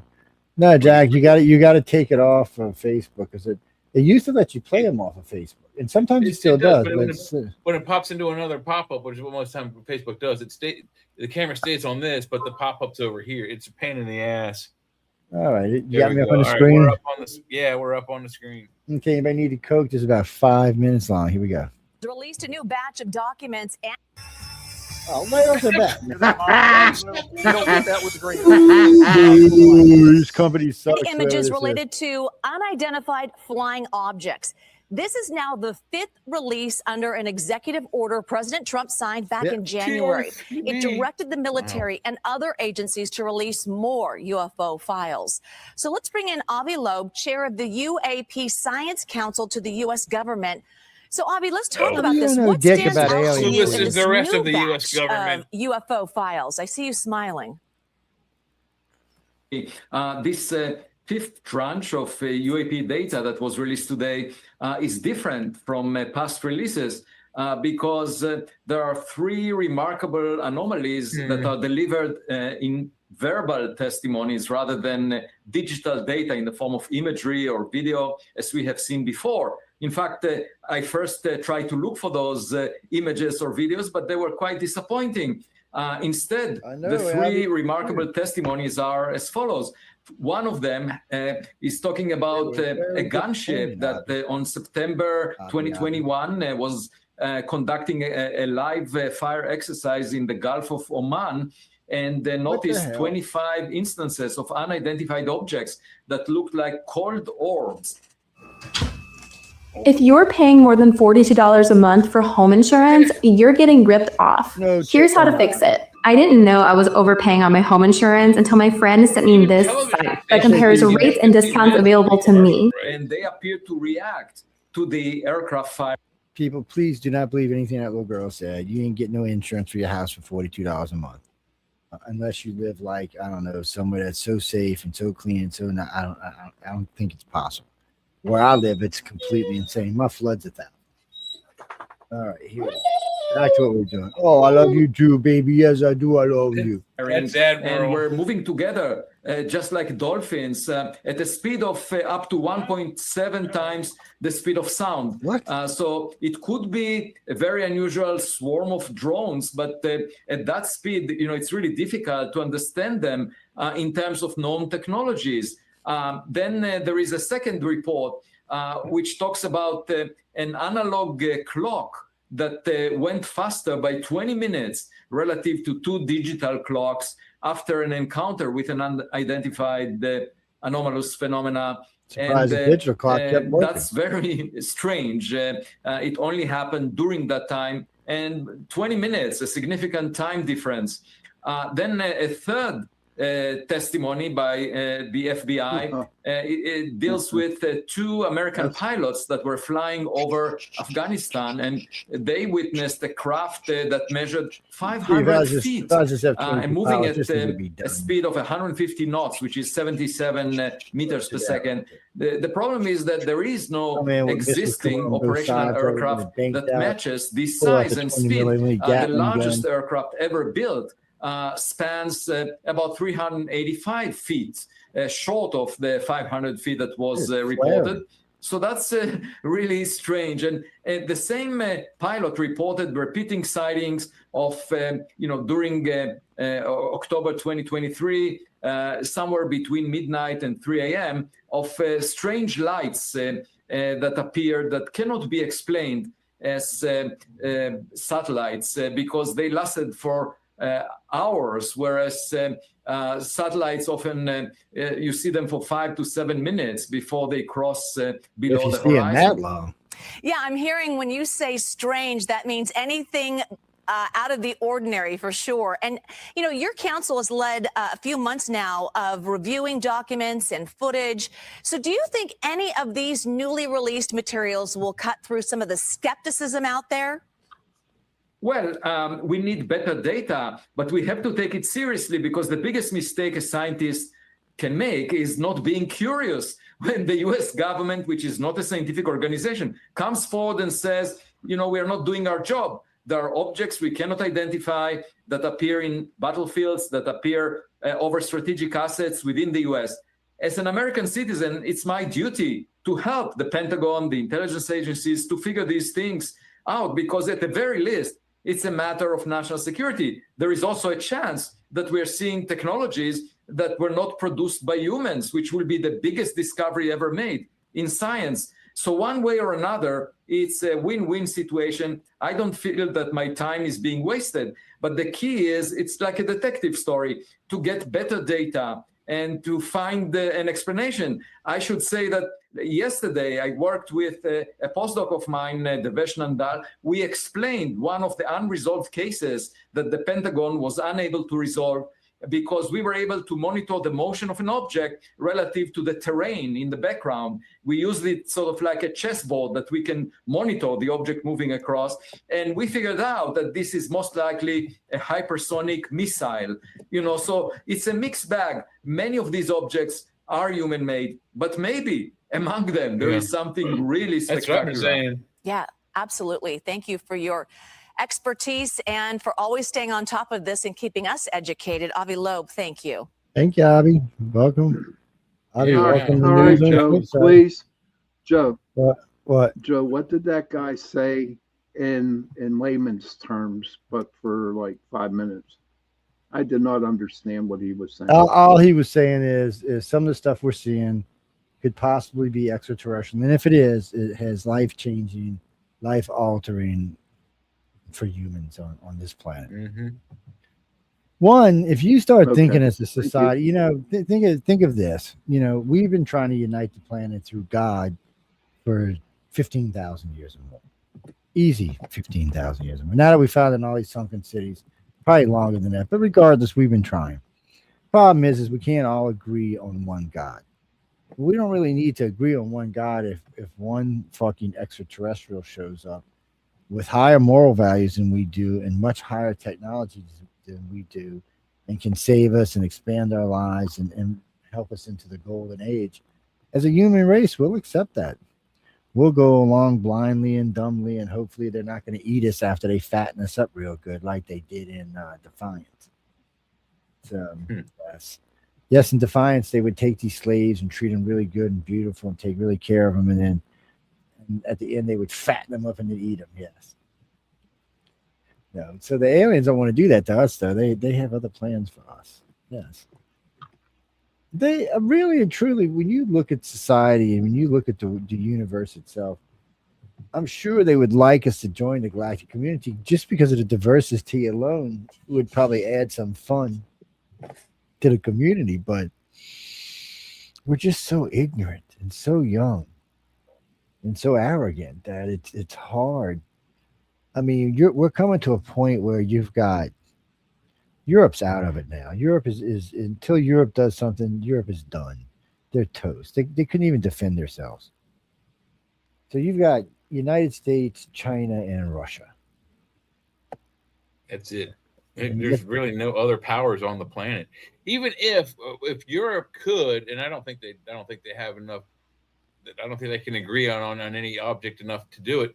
If they could combine Europe and England all as one, maybe they'd have a sizable army. But it's just such a small area combined to even just America. I mean, it's what, roughly a little bit bigger than the size of New England. What? Oh, not Europe. Europe's pretty big. I mean, it's got 450 million people. No, come on. Hey, Google, what's the total combined surface area of Europe and England combined to the United States? Because I think England's the size of Texas by itself. Europe covers about 3,930,000 square miles. Since England is a country located within Europe, its area is already included in that total. Compared to the United States, which covers about 3,800,000 square miles, Europe is slightly larger by roughly 3.4%. Wow, okay. Would you like to know how the size of individual European countries compares to specific U.S. states? No, not at this time. We've done that before. So it's always been like that. Well, most people don't realize Brazil is the same size as the continental U.S. Without Alaska, but no, Europe's big, but the problem with Europe is just they're done, they're licked, they're over with. They have no resources. They have resources, but they squandered them on anything but defense and military. They don't have any oil on the continent. They really don't have any rare earth minerals. China has all that, or we do, or South Americans do, but they don't. They don't really have anything. I mean, most of their food's imported now. A lot of their vehicles are imported. They have become what they wanted to be. They wanted to be a wealthy world that could try to be this ahead of everybody thing and not have to do anything. And what happened was, their society went to shit, and now all want to move to America. Here's an interesting stat for people who like to hate on America. The UN, who hates us, by the way, says, okay, we're going to prove America's assholes and nobody likes them. So they did a survey. So 900 million people right now would move to America today if we let them. 900 million. Today if we let them. They estimate another 2.5 billion would come if we said it was okay. So the UN is basically telling you that half the fucking population of the planet would move to America if we'd let them. And nobody likes us, right? Yes, so you have to look at liberals and go, really, people, really, where do you get your bullshit from? Because we are the greatest, most powerful, wealthiest, happiest nation on the planet. And really the happiness part is what makes the difference. And the Europeans got to see Americans at home, chilling, smoking a little ganja, drinking a little brew, hanging out with their partners, not shooting up the village. Not many of them wearing guns. Well, because Europeans think, a good friend of mine said, he said, everybody wears a gun. He goes, I know you wear a gun. I said, occasionally I wear a gun. I don't wear a fucking gun every time I leave the house. I said, if I'm in my car, there's usually a gun in the car. But I said, I do wear my gun some places, but most of the time I don't. He said, well, you wear it in a dangerous place? And I said, I leave it in the car in a dangerous place. And he's like, why? I said, because somebody try to steal some bitch and shoot you with your own gun. Yeah. So this way, you can get your car and get your gun and shoot them then. And I had the fast loader in the car. So when you grab the gun, you just push forward and pull back, and the gun's loaded. It's got a little slide on the top of the holder. Yeah, I've seen those. They're badass, actually. But you got to be careful where you put them, because I put one on the bottom of a door where it worked real good for like a week, and then it ripped the bottom of the door off. I had to go find a new piece for it. No, I found a better place after. But yeah, they're really kind of convenient, because I don't like to leave around chambered. even though it's not illegal, I just don't like to leave around chambered. You never know who, what stupid friend of mine might reach out. Oh, what's it going to pow? Shoot somebody in the head or some shit. No, it's just better that it's empty. I've seen them do it before. What do you mean? We had a freaking party. We in a bayou at a party. Guy goes, wow, man, I didn't know this safety worked like this on this 45 and shot 3 rounds at the bottom of his buddy's boat. Oh, damn. We're sitting there watching the water come in. Then there's one guy runs in my trunk, pops it open, gets a tuba. What was it? I'll grab it and starts filling the holes. He drew some sticks in it and fill the holes or grab it, quit leaking. It's like, so dude, you better get your boat out of the water. This bitch sinks. I was like, and then I had another friend. We out there, he's doing something. Put a shotgun in the back of his trunk, spun around, boom, blew his front and back window out of his car. I said, I'll tell you what, dude. It's like, glad it was your car because it'd have been mine. I'd have been pissed, buddy. No, because that's why they call them gun accidents. And I don't like people who don't behave with their guns. Because there's a certain way to behave, just gun etiquette. Yeah, that's the best way to say it. No, we're giving away all of these tomorrow. Every one of those. Dun, dun, dun. Every one of those we're giving away tomorrow. On the Arthur's Quill, yes.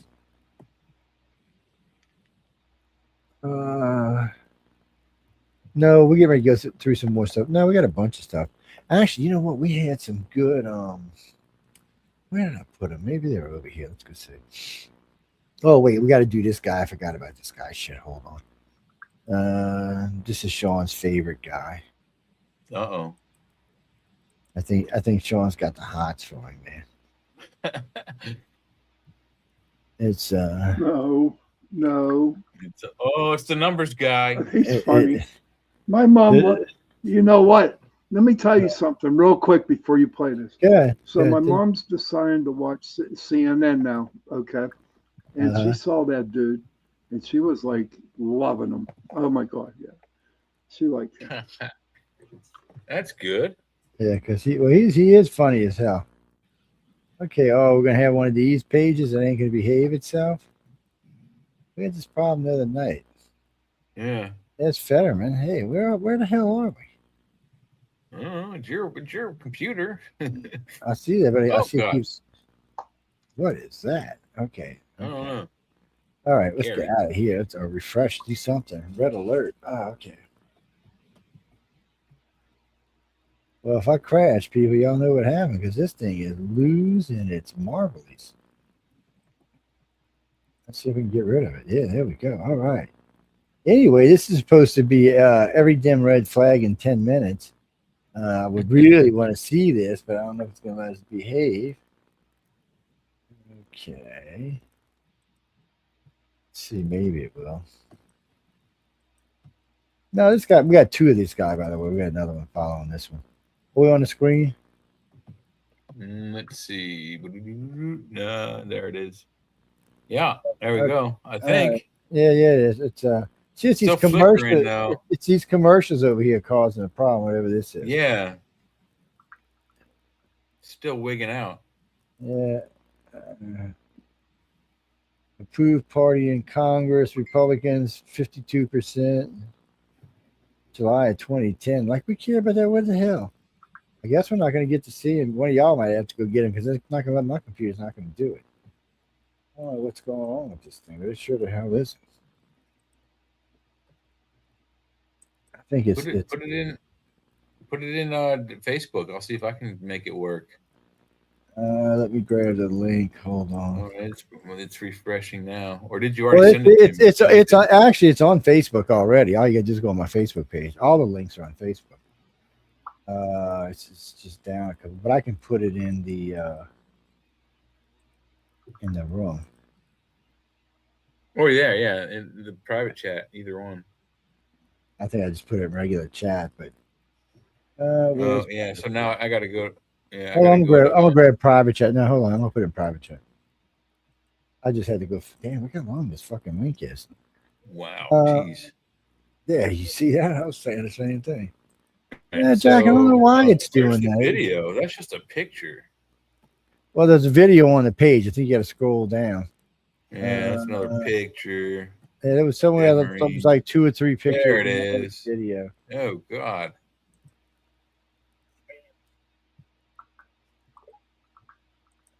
What? What's it doing? Being a bitch? No, I think it opened in another window. Yeah, that's famous for doing that shit.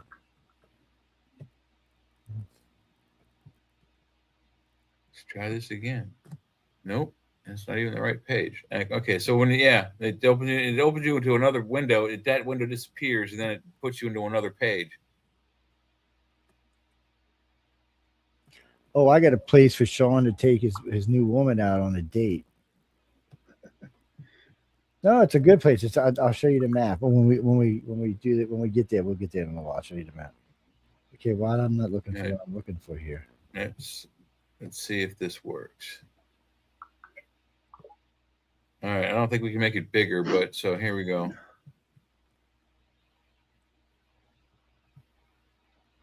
Dun, dun, dun, dun, Where's it? What page am I on?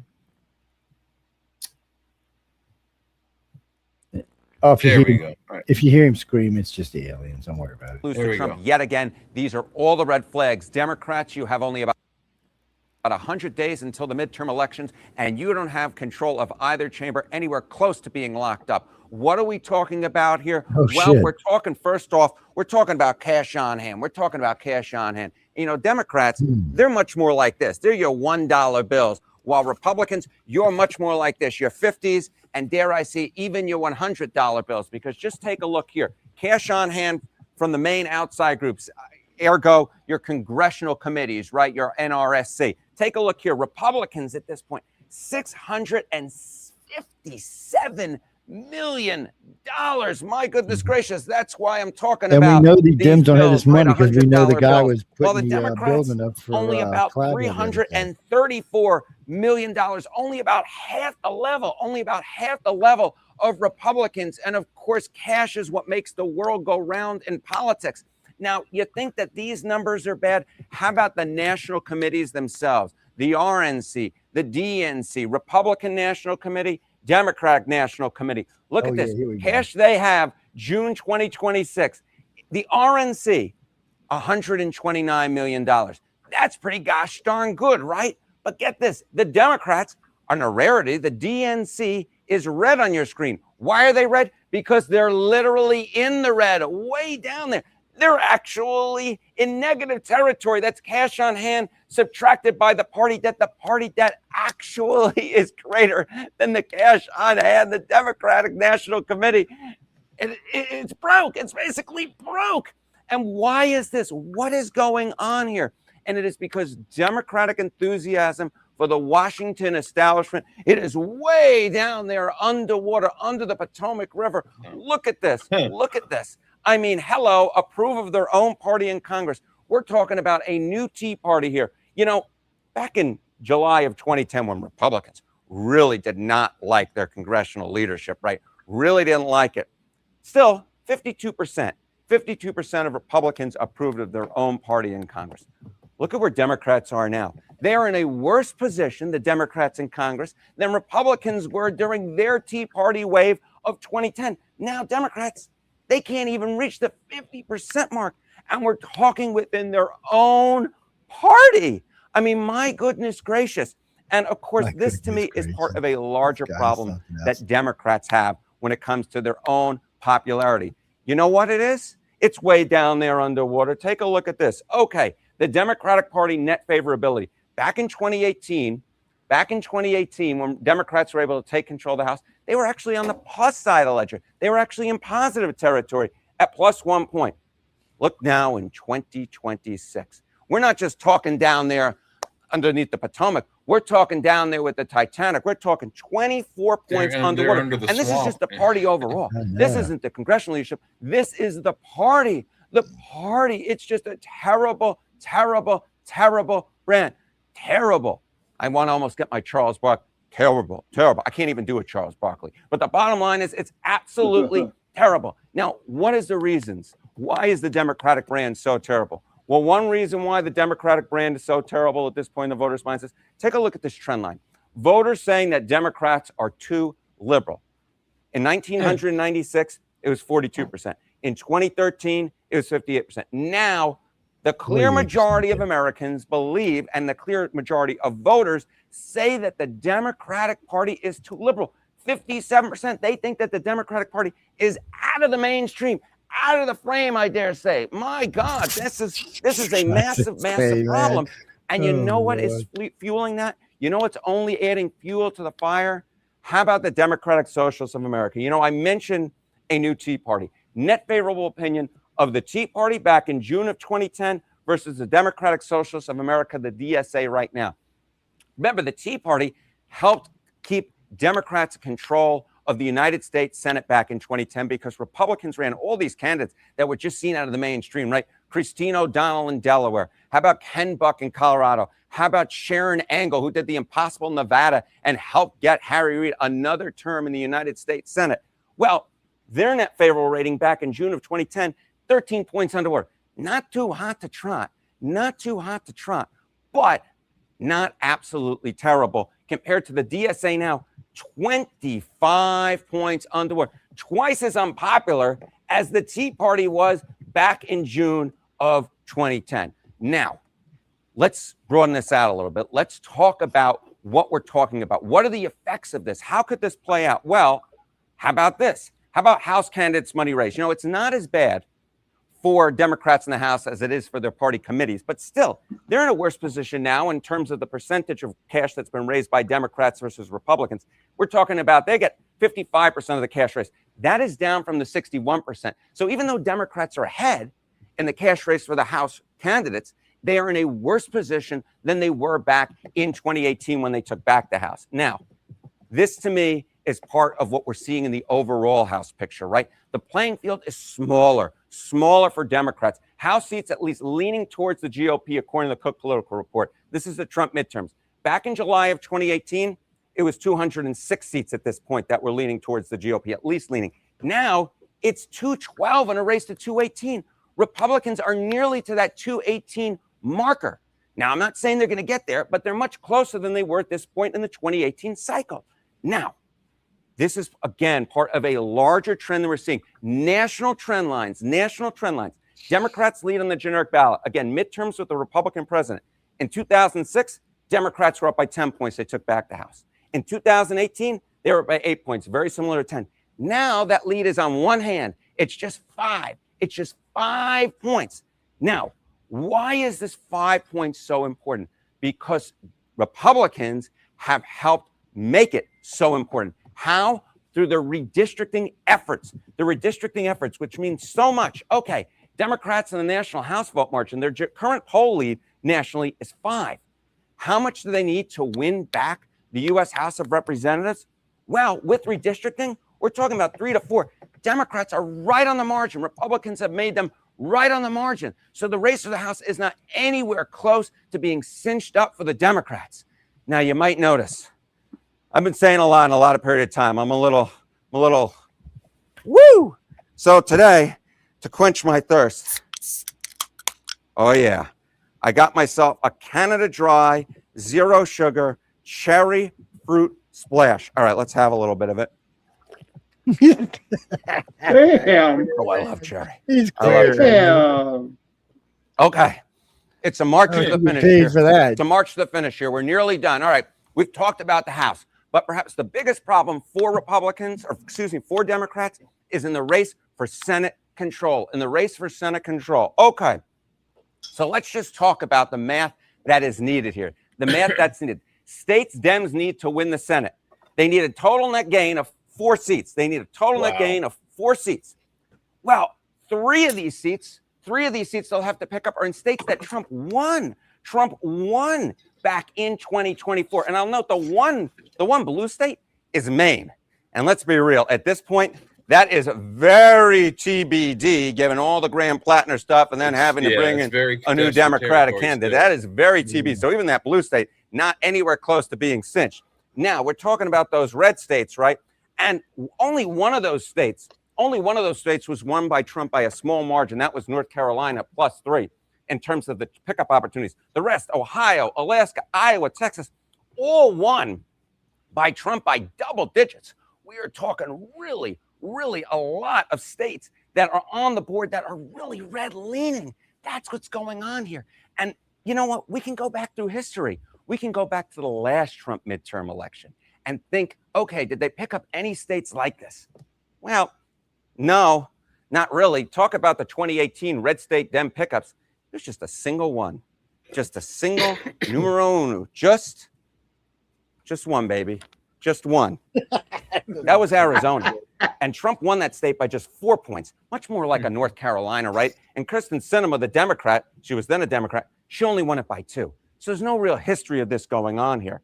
Now, if we're talking just generally speaking, you can see this here again in the 6 key states that we're looking at. The generic ballot lead for the Republicans +6. Again, 53% of Democrats say, or excuse me, 53% of the voters in those key swing states say that the Democratic Party is too far to the left. So the Senate battleground, much more even extreme than what we see nationally. Finally, I'll just note in terms of the prediction markets at this point, which kind of brings it all together, the chance to win the Senate, you know, back in April 24th, there was about a 50-50 shot. By July 24th, look at that. The Republican chances now, we put it all together, they're at a 56% chance. But you know what? I would argue the biggest red flag that Democrats have, the biggest red flag, look at this. It's apathy, not believing that Democrats can change anything. Because the impacts of Democratic policies on your cost of living, only 41% say help, hurt, or wouldn't change it. The clear majority, nearly 3 and 5, 59%. So look, these are all the red flags. If in fact Democrats can't take back control of either the House and or the Senate, and if Trump can stop them, this is what's going on. Folks, if you like what you heard, why don't you leave a comment? We'll see if we'll be able to delve into those issues next time around. We starting these people. Y'all heard this guy. Wow, why does CNN even have that dude on? Because Trump's friend owns CNN now. And so CNN is trying, even though they're not doing a good job of it, they are trying to go a little bit left. But this guy can be pretty hard on Trump, and he's been pretty brutal on some of the polls lately. But the problem for the Dems is even when he's saying, you can hear when he's saying, well, they're up here, they're up here, they're up here, but they're so unpopular with yourselves that he just doesn't think they're going to get any voter turnout, is what they think is really going to happen. People are just like, yeah, whatever. Who gives a shit about these people? Let's see, is this a different one? Let's see. Throw it up on the screen. It's up. Yeah, okay. You know what? This is the one I saw and I was getting mad. Oh. Yeah. Let's see what this is. It was riling Sean up. I want to see this for sure. Okay. It riled me up, dude. All right, let's see what we got going on here. Disney Plus, Hulu, and HBO Max. The best in entertainment in one bundle. This world goes deeper than you imagine. Yo, you're the beast, The crown is a weight that crushes. Get the I Disney did Plus see Hulu and HBO Max bundle. the new The Star Trek odds, last night. It was brought to you by Kalshi Prediction Market. It was good. I like because they do individuals like they do with the old Star Trek. Yeah. House incumbents are in jeopardy like they've Welcome never back, Heidi. been before. We've seen race after race, Democratic incumbents fall. We just saw one Massachusetts challenger hoping to unseat a 25-year incumbent. With us now, CNN senior data analyst Harry Enten. Chief data analyst Harry Enten, trying to be unseated by younger incumbents. Look, this is a serious trend we're seeing now. This is an absolutely serious trend. The Democratic Party is throwing out their House incumbents at a record pace, because what are we talking about here? Dem House incumbents losing primaries in 2026. We're already up to 6. That marks the highest for a non-post census cycle in at least 50 years. Democrats are infuriated with their party, and as I said at the beginning, they're throwing them out. What is this move he's got going on? Second of all, is it just a matter of them losing in races for re-election, or are they being thwarted elsewhere as well? They are being thwarted elsewhere as well, as I almost take on an old-timey accent. Take a look here. Dem nominees for Senate and Gov per cycle, sitting U.S. House members. So far this year, 0, 0, 0. Haley Stevens, of course, wanted to go up and be the nominee for Senate. Didn't happen. The 2000s average is 4. If this 0 holds, that would be obviously a record or tied for a record. But there is one favorite up, Chris Pappas up in New Hampshire. But that would still be a low for a midterm in the 2000s. So we're not just seeing it in terms of primaries for the House. We're seeing it as they try and climb the ladder as well. What is one of the problems that incumbents are having? What is one of the problems that incumbents are having? How about this? Dems who say that their party is closely tied to elite interests. Look at this. 51% of all Democrats, 59% of those who like the DSA as well. But this is a mainstream thing where it's not just DSA Dems who think that their party is closely tied to elite interests. It's the party at large. No wonder the incumbents are struggling so much in these primaries this season. This is a notable thing here. The similarity between these two numbers is because you always seem to think, oh, is this just a progressive thing? Thing. No, it is the entire party that is frustrated with their leadership. Okay, and as we look at the map, I mean, I know people think, hey, we're well into August now. We must be done with primaries.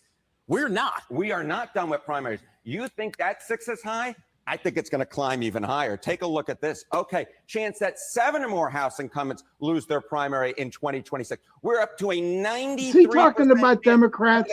Prediction market. So we're already at a record, but we're going to climb even higher if we think what's Talking going to about happen Democrats does beating happen in these Democrats. Actually, he's talking primaries, about we have Massachusetts, progressive we have liberal Connecticut, Democrats we have beating a whole slew regular left to everyday be done. A long way to go. Harry Enten, Established Democrats. Chief How are you? data analyst, thank you very much. Thank you, my friend. Chief.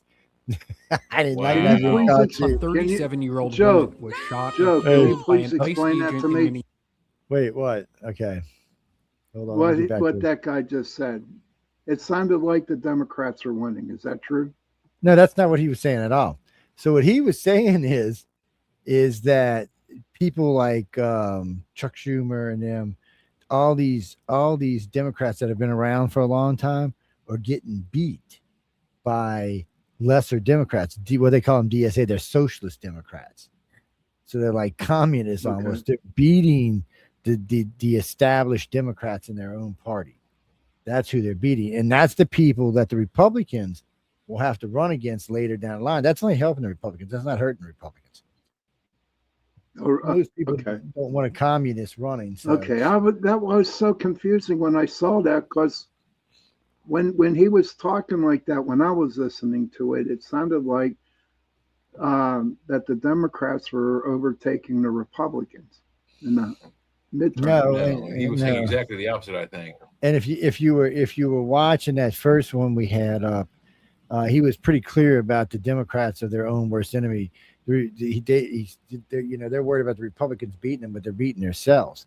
And by putting up these liberal candidates like this, these socialist candidates, these people, if one of them ever gets enough power to run for president, it's not a shot in hell that you'll ever get a socialist president. So they'll lose in a landslide. It's nobody going to vote for one. And they were showing the other day, they asked the independents, what did you think about socialist candidates? 80% were like, 90% of Republicans were like, Everybody else was like 70%, except for the Democrats. And they were 50-50. 50% of Democrats were like, well, it's okay.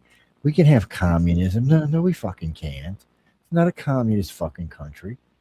I mean, what the hell are you thinking about? People? It always amazes me when I hear, especially these little young women say, oh, well, you know what? You think Palestine's cool? Go over there and live there. Go be a woman in the Middle East. I dare you. Go be a woman in the Middle East. Just recently, there was a lesbian in New York City year before last, actually, who was picketing with the Palestinians and the whole 9 yards with her blue hair and a big fat self. And she got arrested, even got beat up. And then someone offered her to send her to live over there, pay for everything. I think they sent her to to Pakistan. And so they sent her over there to live. She said she wasn't even there the first week. She got her ass beat 8, 9, 10 times. Finally, after about 6 months, 7 months, she decided it was just easier to wear the thing over her face instead of getting her ass whipped all the time. She said, but, they would beat her and kick her. She said, but none of the men would rape her, which she thought was odd because, they were raping everybody else. I said, no, because I'm thinking you're just some nasty lesbian bitch from the United States. She was attractive looking, yeah. Yeah, so Anyway, long story short, she's back in the United States now. She's cleaned up. She's in good shape. She lost a lot of weight. Looks good. She's cute, actually. And she's straight. Surprise. She said, I wouldn't call myself a conservative. She says, but I am definitely not a Democrat. She said, I had no idea when we were talking about, she said, I had no idea how they treat women in the Middle East until I got there. And she said her problem was as soon as she got there, she wanted out, but she couldn't get out. One, she didn't have the money, and two, where she was, she couldn't. She wasn't even allowed to walk down the street to like get on a bus to leave or anything.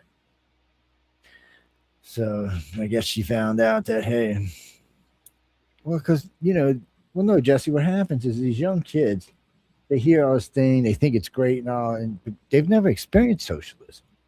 You want to experience socialism? Go to fucking Venezuela right now. Go to Cuba. Go experience what it is. It's not. And people tell me all the time, oh, well, look at China. They're successful. Yeah, China's communist. They're successful. Not really. They got about 400 million out of their 1.4 billion living like Americans.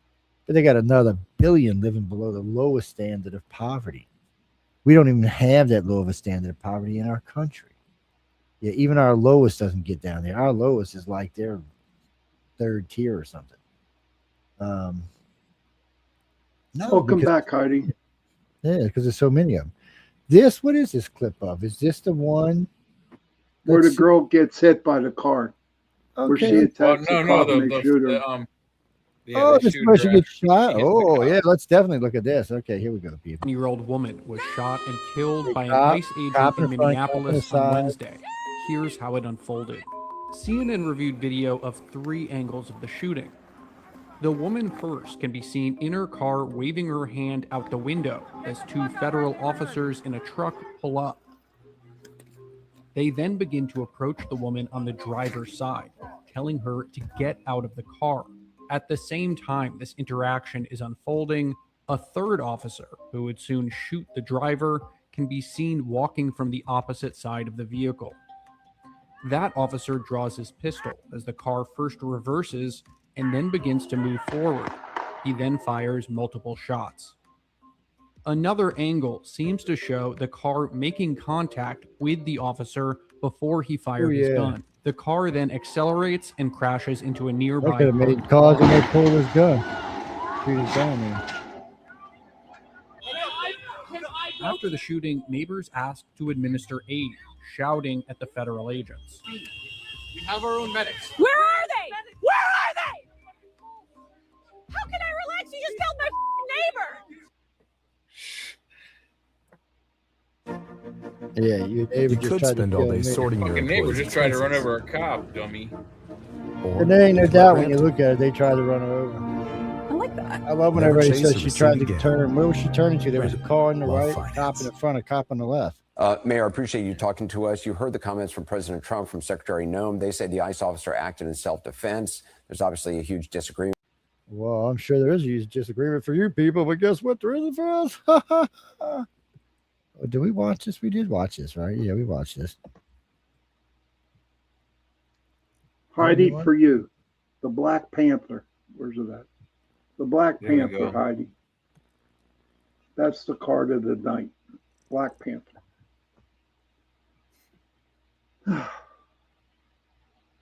Okay. Let me out of there, people. Damn, I got lost in the. Oh yeah, this is for Sean's date. I forgot about that. Let's put this on the screen right quick. Let's see. This is where you can take your woman on a date. Get you the map up there. Okay, there you go. No, it's not Mars now. Garden of Eden, huh? Yep. Engineer reveals map. He claims reveals Garden of Eden's location. There you go. You can go take your new woman to the Garden of Eden, and y'all can bite the apple. Is there a video associated or a location where this is Let's see what we got. Let's see what we got. Oh no, it's one of those. You're welcome, Kara. Heidi, you're welcome. It's one of those click shows, one of those slideshows. Nah, so that's not gonna do us no good. But no, because it's all just whatchamacallit pictures. They're not real. I don't know. I'd go to the Garden of Eden, take a bite out the apple. That sounds kind of wicked. What a Russian limited attack on NATO could look like. It could look like Russia getting its ass kicked is what it could look like. Right afterwards, anyway. So no, Jesse. Okay, I knew somebody was going to bring that up. So there was a leak from the Pentagon saying that we've exhausted our supply of missiles. Yeah, sure. So let's examine this. We have given a lot of missiles to the Ukraine under Joe Biden, and I don't think Joe Biden actually got them remade. So we might be missing some there. And in the Pacific, in the theater they're in over there, I wouldn't doubt they're out of missiles. But as far as I know, there's Pacific theater, the Atlantic theater, the European theater are all still intact and still fully, and the American theater as well. Mm-hmm. Are all fully loaded and still have all their missiles. Well, because our military don't quite work like that. We couldn't, in other words, we couldn't be taking missiles away from our home defense to fight with Iran. And I don't know why people think it takes years to restock missiles. They come out on assembly lines, guys. It's not like they're hand built. They come out on assembly lines. Yeah, sorry. I don't want to break y'all's little hearts. And since these are missiles that are still in operation, they still have the assembly line. I would imagine most assembly lines could make a couple of missiles a day easy. I doubt it would take more than a year to get all of our stockpiles up to screw them. And if the U.S. uses that emergency thing where they can bring in other companies to do it, I imagine they could even do it faster. But the point being is, let's say that was true, and all of our stockpiles were 80% depleted. You just told that to our enemies. Isn't that treason? Yeah. Yeah, I would think. You just gave our enemies strategic information about our military weapon, our weapon stockpile, that we can't defend incoming missiles. I'm thinking somebody needs to go to jail over it, and somebody probably will go to jail over this sooner or later. We may have overlooked one of the biggest clues to alien life, experts say, or says experts. Really? What was the clue we missed? I don't know. The alien walking down the sidewalk? Yeah, they looked just like us. How can you tell? I know. Let's see. Does it actually say in here? Oh, look at that cute alien. How cute can that be? She's cute. I don't like them when they don't have audio links. Yeah, because I'm lazy. That's why. It doesn't actually say. Oh, we got to continue reading. That's why.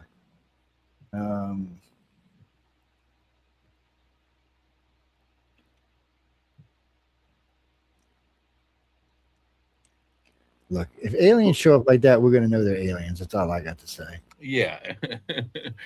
Kind of obvious. Mm-hmm. Let's see. What do we got here? Research followed the rumors into New Mexico. They found one of the darkest UFO stories ever told. Really? And who the hell was this? Let's see. Jackal. We're going to find out in a second. Let's see. We got a video. You're going to bring this on? Yeah, I'm getting ready to get rid of that. I'm getting ready to get rid of that picture right there. And we're going to put this little picture right up here. Hey, guys, I got to work tomorrow, so I'll see you. All right. Okay, Sean. Be sure to bring your old lady to Shangri-La. I sure will. I'll have the probes waiting. Cool. I'll be looking for your drones, buddy. Invisible drones. We're going to send you the sleepy time drones. Good night. See you, Sean. All right. All right. We're on the screen. Good night, Heidi. Yeah. All right. All right. What we got here? Dulce, New Mexico. A former logging town in Rio Arriba County would appear very unremarkable to anyone passing through. Dulce doesn't have any Starbucks or McDonald's. In fact, there aren't even any traffic lights. A casino there helps stir the town's economy, but that's its biggest attraction, at least on the surface. See, Dulce has something in town that makes it shockingly unique. A jointly operated human and alien underground facility that's allegedly hidden under Archuleta Mesa on the Colorado-New Mexico border. And today, You'll hear the accounts of researchers, scientists, and witnesses, as well as non-believers, relating to one of the most extraordinary alien conspiracy theories to date. Base the underground thing. It was a Tulsa, subsidiary installation of the Sandia base, located on the southeastern edge of Albuquerque. Operations at the Manzano base, also referred to as Site Able, commenced on April 4th, 1950, with its major facilities completed by 1961. It was a top-secret project designated as a nuclear weapons storage facility from 1952 to 1972. We could tell where the aircraft came through. No matter Hey, where man, you are, skipping protect along. what matters most with McAfee's all-in. Oh, no, Jack, we'll have to save that because that's 30 minutes long, yeah. Pentagon plots new nuclear options for Trump as America's biggest adversaries raise stakes. We're going to build bigger nukes. I don't think we need any bigger nukes. Okay, let's see what this says. It's 5 minutes long. I don't think we need any bigger nukes, dude. Let's be honest about it. I mean, the ones we got now do a good enough amount of damage. All right, it's up there. Okay. No sound. A new report says the following, quote, Iran. Meantime, the U.S. launching a new round of strikes on Iran, but the enlarge public button may soon be receiving some backup from China. A new report says the following, quote, Iran is expected to receive within weeks a first shipment out of up to 400 Chinese-made shoulder-fired air defense missile launchers. The purchase, valued at $60 to $70 million, is one of Tehran's largest known efforts to strengthen its short-range air defenses. Here's what President Trump had to say when asked about this report. Well, that would be surprising. I mean, things like that happen, but that would be surprising. He told me very strongly he wouldn't partake, and he knows I'd be quite disappointed. U.S. Ambassador to NATO, Matt Whitaker, joins me now. Ambassador, the Chinese-made weapons would greatly increase the threat to our pilots on missions over Iran. How should we respond to this? Good morning, Todd. First, this is a very concerning report, and obviously China needs to stay out of this fight. It's not their fight, and the United States will pay very close attention if there are already attempted arms transfers from China to Iran. Yeah, well, likewise China's for Russia. But, you know, this is where the United States and President Trump stands in a position of strength. Good. Commercial. But.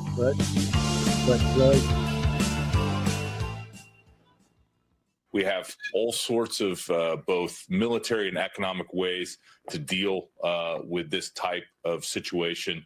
Not going to get ahead of the president, obviously, but you know he has a lot of options as to how to deal with this before it happens, and if ultimately it would happen.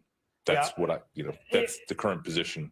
I mean, obviously, that includes things like sanctions and the like. It'll be interesting to see because, you know, Xi Jinping is denying that this is happening. Obviously, you know, you always have to take whatever you hear from the CCP and its leaders with a grain of salt, but certainly a concerning development. On the other hand, Ambassador, I would say this is a major change going forward in the war. You heard President Trump say yesterday, use some colorful language. I'm not going to repeat it here on what we are going to do to Iran. But these latest strikes by our forces were actually done in conjunction with the Saudis. How significant is that a development in the fact that like the Saudis are now joining us when before they may have been a little bit more reticent to do so? Well, that's because they just hooked up with Pakistan and Turkey. There is no doubt that the Gulf states are on the side of the United States. It's a shame these two idiots don't know would this. Have been before this fight started. But, you know, remember what's happening. The Iranians try to strike the United States interests in the region. We intercept all those missiles with our Patriot systems and our Aegis systems on our battleships.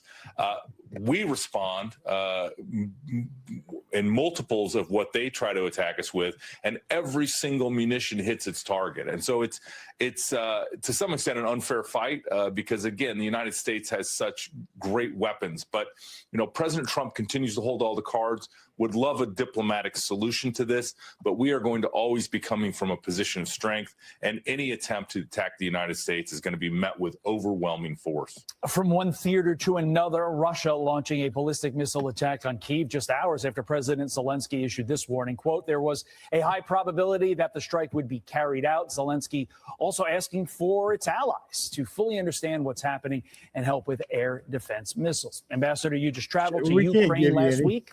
What did you discover?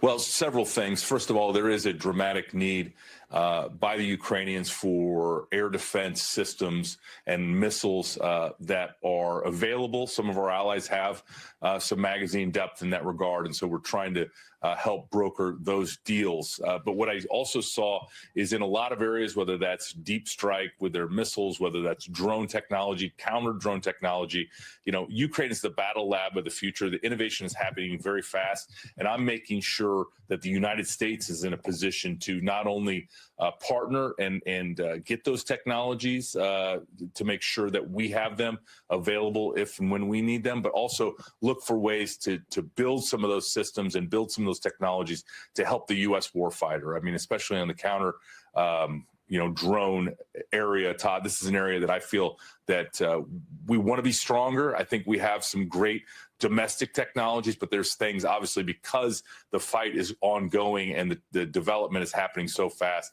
Ukraine can really help us in a few areas that are critical to protect our troops and the world's greatest fighting force in the U.S. Army. I mean, I think we've all known for a while that drones would change the face of warfare. I don't know if many of us expected that Ukraine would change the face of creating these drones with the speed that they've done so, and with, quite frankly, they're in a war. So a lack of resources, it is phenomenal to watch, and hopefully a lot more resources you think they got. Let's see. The secret aircraft satellite images weren't supposed to find. What secret aircraft? Well, there's one picture on the model kit for the Bob Lazar sport model that allegedly has a satellite picture of the sport model off the ground, like way high off the ground over the Nevada desert, but I don't know if it's a real photo. Let's see.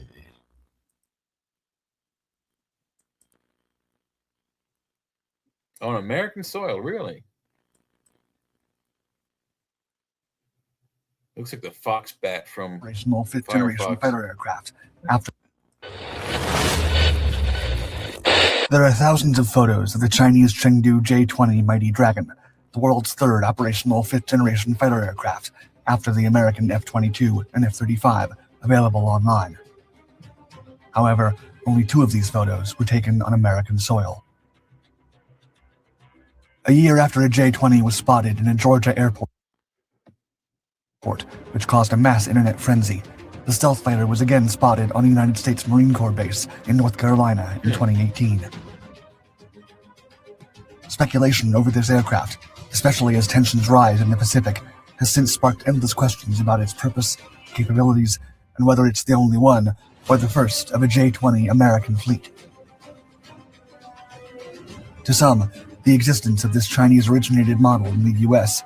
sends the subtle message that the J-20 Mighty Dragon is a formidable warplane to be reckoned with. In early December 2018, an anonymous source sent an aviation blog a photo of a foreign aircraft, allegedly taken in a parking area in an airport in Georgia, USA. Online analysts scoured the most minute details of the photo to prove its veracity, such as the material used on the building rooftop in the background. They cross-referenced it with satellite images of airports in the Georgia area. The thrilling revelation came swiftly as experts uncovered an exact match, leaving no room for doubt. The fearsome Chinese Chengdu J-20 Mighty Dragon lurked in front of a Savannah Hilton Head International Airport building. However, upon a closer look, a subject expert interviewed for the online publication promptly debunked any doubts.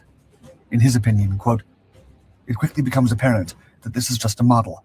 The whole proportions do not fit. The surface looks wavy, just as if some thin material was stretched on or over a frame, or at least mated in parts that do not fit correctly, especially since the J-20 has an impressive manufacturing and surface quality. Other signs that this aircraft was not real were the very characteristic AL-31FN engines sitting too deep, and not with the typical shape of the afterburner nozzles. Even the landing gear looked wonky. This was not a real J-20, but an American-made mock-up. As expected, the photo of Chinese prototype high-tech stealth aircraft spotted at a Georgia military facility caused worldwide speculation on what the model was doing in the U.S. and whether it was being used for fighter training. Some observers, including Russian sources, doubted the photograph's authenticity, suggesting it was altered or created using Photoshop or a prop for a studio picture being filmed around the time of the post. So they can get a silhouette. The United States Air Force soon confirmed that the model was not built for the branch, but instead served as a training tool for the Marines. A statement to Marine Corps Times from Marine Corps Training and Education Command, or TCOM, said the branch wanted the mock-up for visual and sensor training, which will be conducted on the ground. In collaboration with Training Area Management Branch and Marine Corps Range, the initial J-20 Mighty Dragon fighter mock-up was built as a proof of concept, with a plan to develop additional vehicles.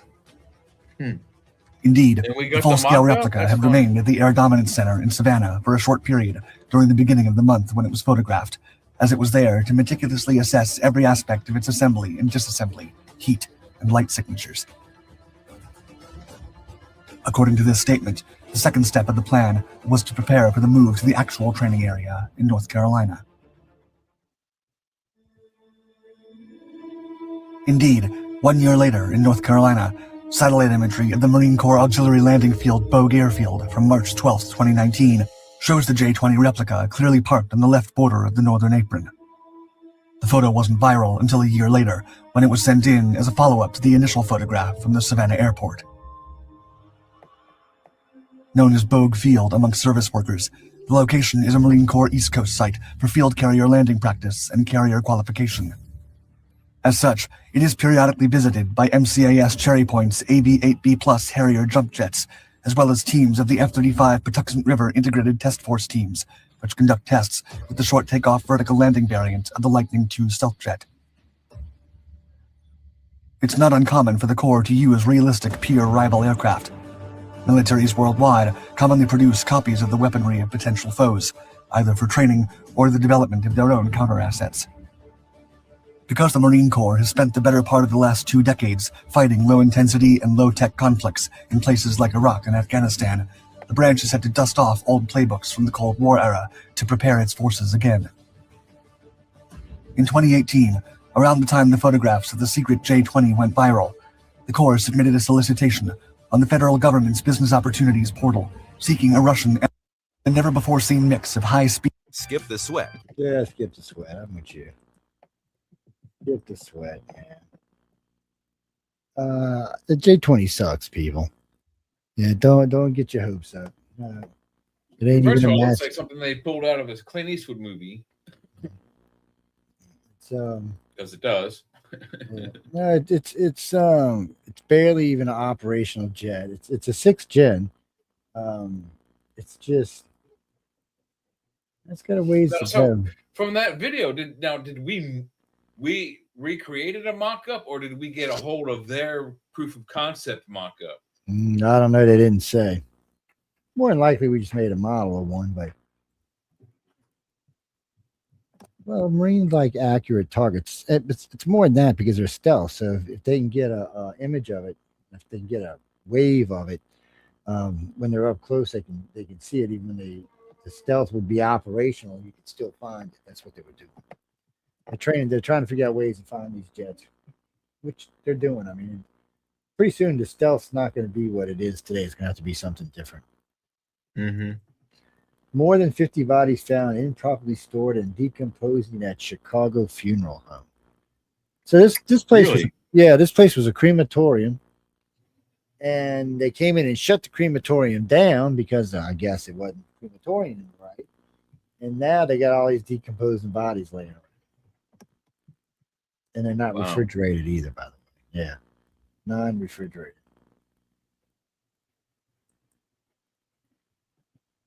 You know what, Jimmy? I think I got that. Hold on. I might actually have it. Hold on, let me see. No, because I know I picked it up as one of the links.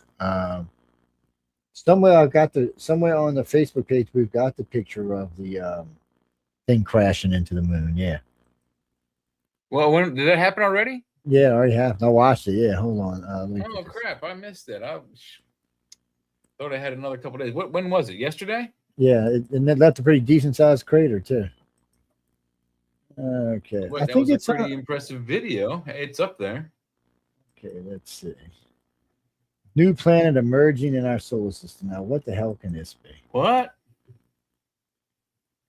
That's what Well, it here's said. what would happen if. To what if? Let's see. Formed in the solar system. It would all start with a gas cloud entering our solar system. The sun's gravitational pull would cause the gas cloud to start spinning rapidly. Eventually, from this gas cloud, dust and rocks would form. Then they'd start smashing into each other, forming bigger rocks. This is known as accretion. This would continue until some of the rocks grew to a few kilometers in size, creating a planetesimal, basically the building blocks of planets. As it got bigger, its gravity would start to attract other large objects throughout space. And watch out, with all these objects flying around, some would likely hit Earth. This would continue until the planetesimal got so big that it collapsed in on itself and became a planet of its own. A sphere would form and the silicates would float to the top. It might take over 100 million years, but hey, 100 million years, man. Come on, that's too long, dude. Chill. Nobody can really explain what's actually sitting on the bottom of the Baltic Sea. And the more researchers look at this thing, the less Millennium sense it Falcon makes. thingy again. It's a massive circle. Yep. It's the Millennium Falcon thingy. Okay. Oh, is it that thing? Let's see. Construction workers stumbled upon seal cave holding 400,000-year-old lost world. What? Yeah. But we're not What stopping do they mean there. by lost world? Is it like lost world of creatures that have been living in isolation, or is it ancient human? The lost city of Tanjawinja, whatever it's called. Huh? Never heard of it. Shambhala, whatever. Shambhala and Shangri-La. They're somewhere in Tibet, though, is where that is, I think. Oh, wait. Let's listen to this whiny person. Okay, this is a whiny person, I think. Okay, let's go scroll up for a minute. Ooh, bikinis. Okay. It's muted. Retirement, and I'm going to have to pay him child and perhaps spousal support. I think women are now learning, as I said, the law goes both ways. It's genderless. If you are the breadwinner, you will be paying. I've had so many women come into me and say, well, I don't understand. What do you mean I have to pay him support? I'm the woman. I said, well, yeah, but you're the breadwinner. Mm-hmm. What's good for the goose is good for the gander. Yeah. Or I can't believe I pay him child support. This is, he wasn't a stay-home dad. He didn't do anything. I worked. I had a nanny. He didn't have a job, if that's what you mean by stay-home dad, but I still had to pay somebody to do everything else. And now he's going to take half my house, half my retirement, and I'm going to have to pay him child and perhaps spousal support. I think women are now learning, as I said, the law goes both ways. It's genderless. Right. Can y'all see this difference between MAGA women and Democrat women? Mm-hmm. I'm going with the MAGA women. I'm sorry. I'm going with the MAGA. I'm definitely going with the MAGA women. God. The MAGA women, unlike the Democratic women, do not possess testicles. That's a big plus, by the way. It's a big Just so y'all plus, know huge that. plus, That's a big plus. you know? I'm just saying. God. U.S. Air Force F-47 fighter has reached unprecedented maturity from AI-powered drones to stealth tech. Here's what we know about the 6th generation bitch. Oh, now I gotta go see. We was coming to see Bill Maher. Weapon systems We was and coming flight to control surfaces. All right, let's see if they got an audio here. We was coming to see Bill Maher, people, not this crazy ass jet. Let me see. No, we talked about this jet. This thing is a beast.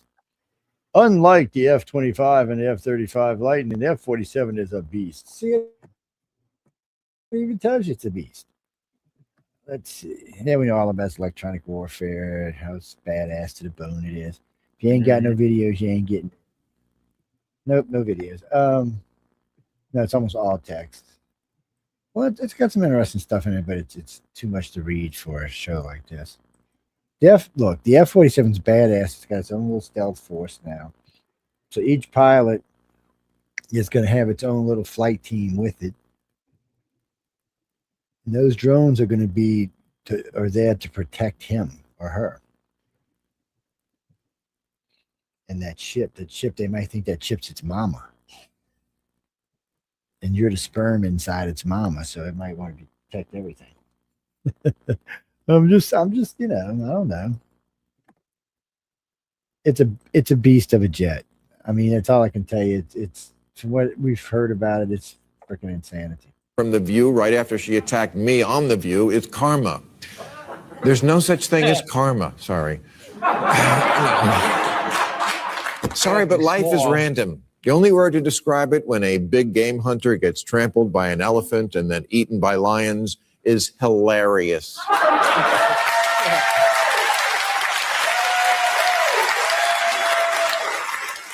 Now, I mentioned this karma stuff on the show last week because I was relating how many texts and emails I got from people congratulating me on receiving a karmagram from the universe in the form of Whoopi Goldberg's chastisement. So I thought this would be a good time for a little tutorial on karma, which, as Americans understand it, is nothing more than an extension of the common logical fallacy called post hoc ergo propter hoc, which means after that, because of that. It's the fallacy that happens when someone assumes that if one thing follows another, then the first thing must have caused the second thing. Like, I wore green socks every day last year and I never got into a car accident. Green socks must prevent car accidents.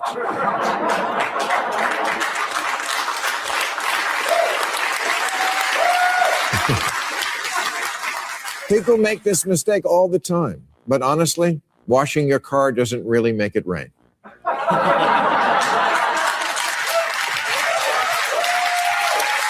Yeah. If it did, we would have tried it here by now. But this is how Americans see karma. But karma is not a system of reward and punishment. That's Catholicism.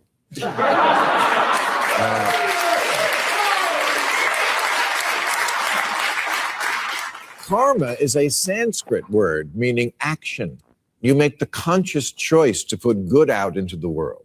Karma is the memory of our souls, the sum of a person's actions in previous states of existence that decide their fate in future existences. Now, of course, that's all bullshit, too. I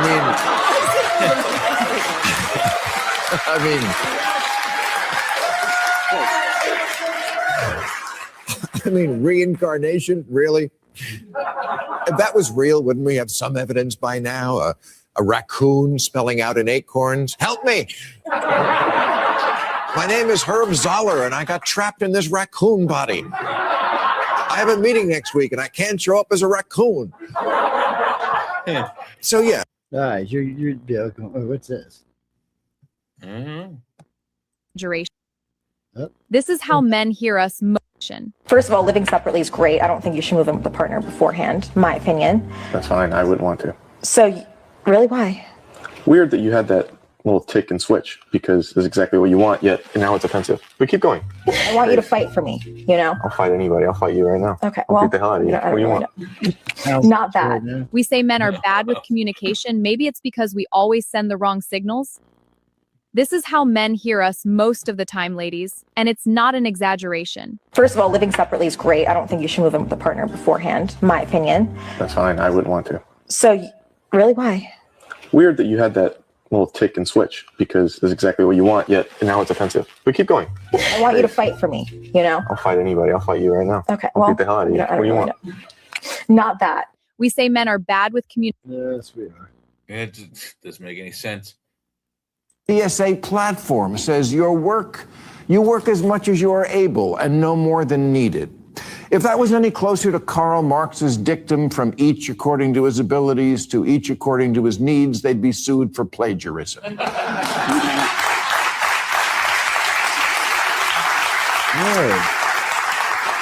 Not to leave any doubt, New York Mayor Mondani once tweeted Karl Marx's words exactly. They're not trying to hide it. Again, let's just read the quotes. The DSA platform says you work as much as you are able and no more than need. You work my ass. How's that? What the hell is, come on, they know you popping up on the screen. We're trying to watch stuff. Insurrection. Is it supposed to say overthrow the government. People. Okay, yes. So this is the Jan 6 insurrection. Not the Japan 6. Okay, because there's a Japanese guy on there. Yeah, this is the Jan 6 insurrection. This is how they said how we violently rushed and they tore up everything and they were destroying everything. Well, this is it. Y'all can see a lot, and there's lots of these, by the way, they posted out. Breaking. The January 6th footage has now officially been released, available to the public for all to see. We were told this was a violent insurrection, an overt attempt to overthrow the government. Now, you can see for yourselves. Thousands of hours of footage. Breaking. The January 6th. So they weren't being even a little bit violent. No. Well, I mean, there are a few were, but those are the only ones you saw on television. Yeah. Actually, from what the other videos I was showing was, when you seen those footages from those sides, there wasn't anybody doing that. Matter of fact, the barricades were still in place in the Capitol. I mean, in the videos from the place, they were still in place. So it's kind of weird. I'm gonna have to go back and look, and like go over to CNN and NBC and see what they have posted and what is on YouTube and what these people have posted. Make sure there ain't no funky monkey business going on. Well, you never know these days, man. Let's see. Archaeologists discover 500,000-year-old wooden structure, and it's not built by Homo sapiens. What? That's what the article says. Oh, so this is one of the things I meant to talk about when we were talking about Elon earlier. AI systems are going rogue and hacking people. Is it time to panic? Yeah. So they're building these systems and they're escaping from where they're being held and hacking into other stuff. They're rogue, man. They're evil. Yeah. It's scary stuff, actually. I know this guy. This is a host in the network. This guy right here. Yeah, he hosts paranormal. He hosts. Oh, excuse me. He hosts Paranormal Insights. Oh. Hey Tim, what you doing, babe? Okay, I don't know what this is. That was us. This must. What's that doing on there? Get off there. A chapter went missing about Biden, money, and the consultant class. More on that in a second. The autopsy's author says he personally handed the chapter in a 3-ring binder to the chairman of the DNC, Ken Martin, and said it was never seen again until now. Now, Ken Martin denies he's in on the cover-up, but it should be easy to figure out, right? Pull the emails, right? Wrong. All the emails wiped clean. They pulled a crooked, deleted for security purposes. The autopsy's author says he knows why they nuked the chapter. That chapter was basically the cause of death, why the Democrats lost. And this is what they were trying to hide. Quote, there are too many people who have become generationally wealthy off politics and drive too much of the decision-making within the ecosystem.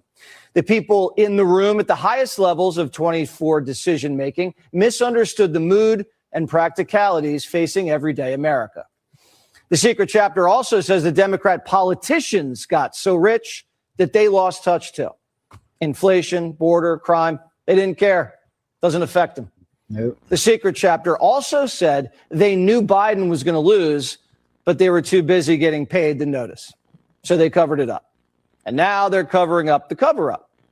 But the truth always comes out, and now the knives are out. The DNC chair has gone into hiding. Ken Martin. Sources say he's hunkered down. Paranoid after the committee sent him to HR for throwing his phone at an intern. Sources say he's about to get fired. Yeah. We're hearing it could happen before the midterms, turning the party into a headless horseman going into battle. But it gets worse. Democrats say the party's a cashless dumpster fire. Their biggest donors are on strike. This year, George Soros hasn't given the DNC a dime. Last midterm cycle handed over $1 million. The party's a joke. Donors are telling each other that DNC stands for do not contribute. They have alligator arms because the woman who left the party $2 billion in debt is surging into first, and she's asking for their credit card again. I know this is going to be controversial coming from me in particular. We need to revisit the Electoral College.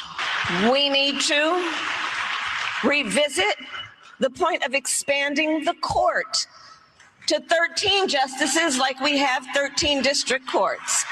You know, of everything she says, that's the only thing that made sense. You know, when she don't understand when she goes, okay, we're going to expand the court to 13. That's true.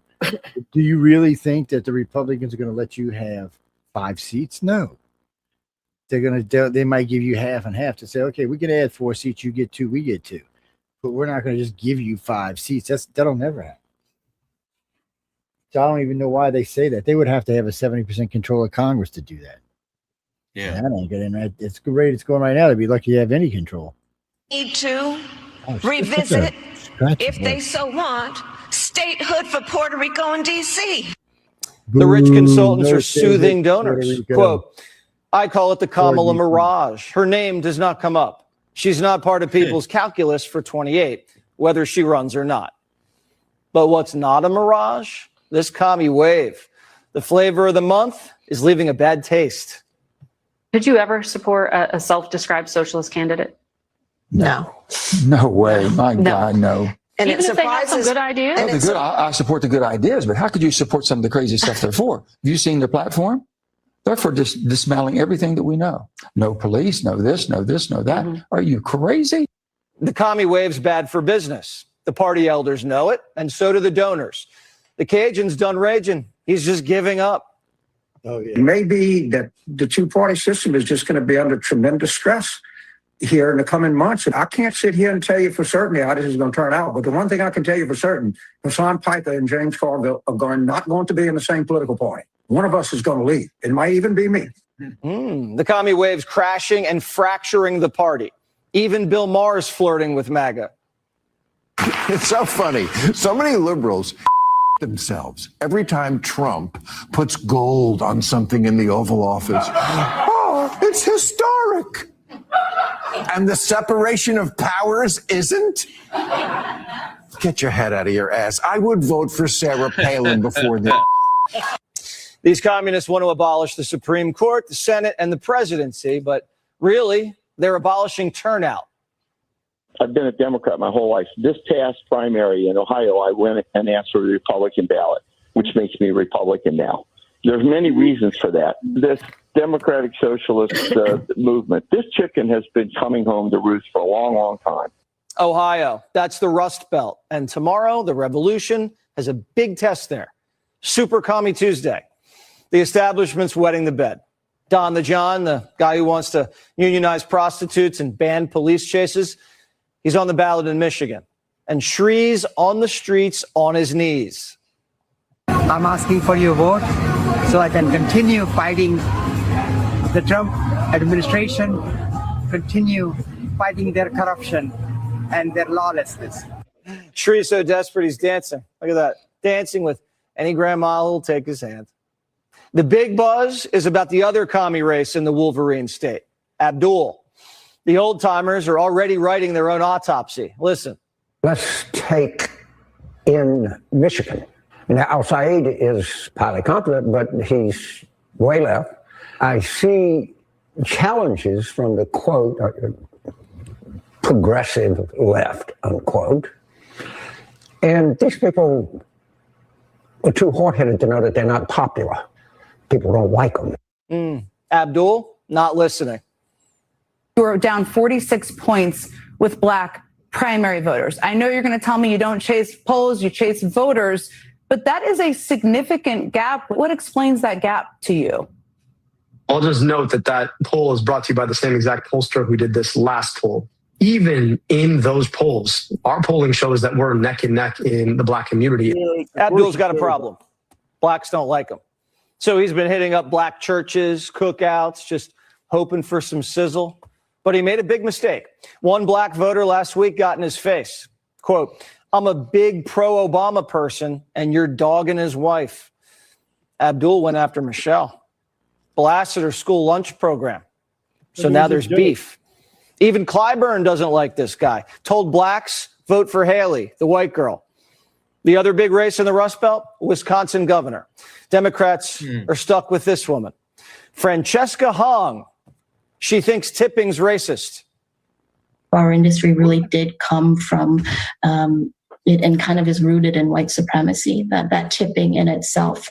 If we look at the history of tipping and how racist it is and how it has kept wages low for black people for a very long time. So she wants to defund your tips and police, and she hates holidays. Christmas, she's been naughty.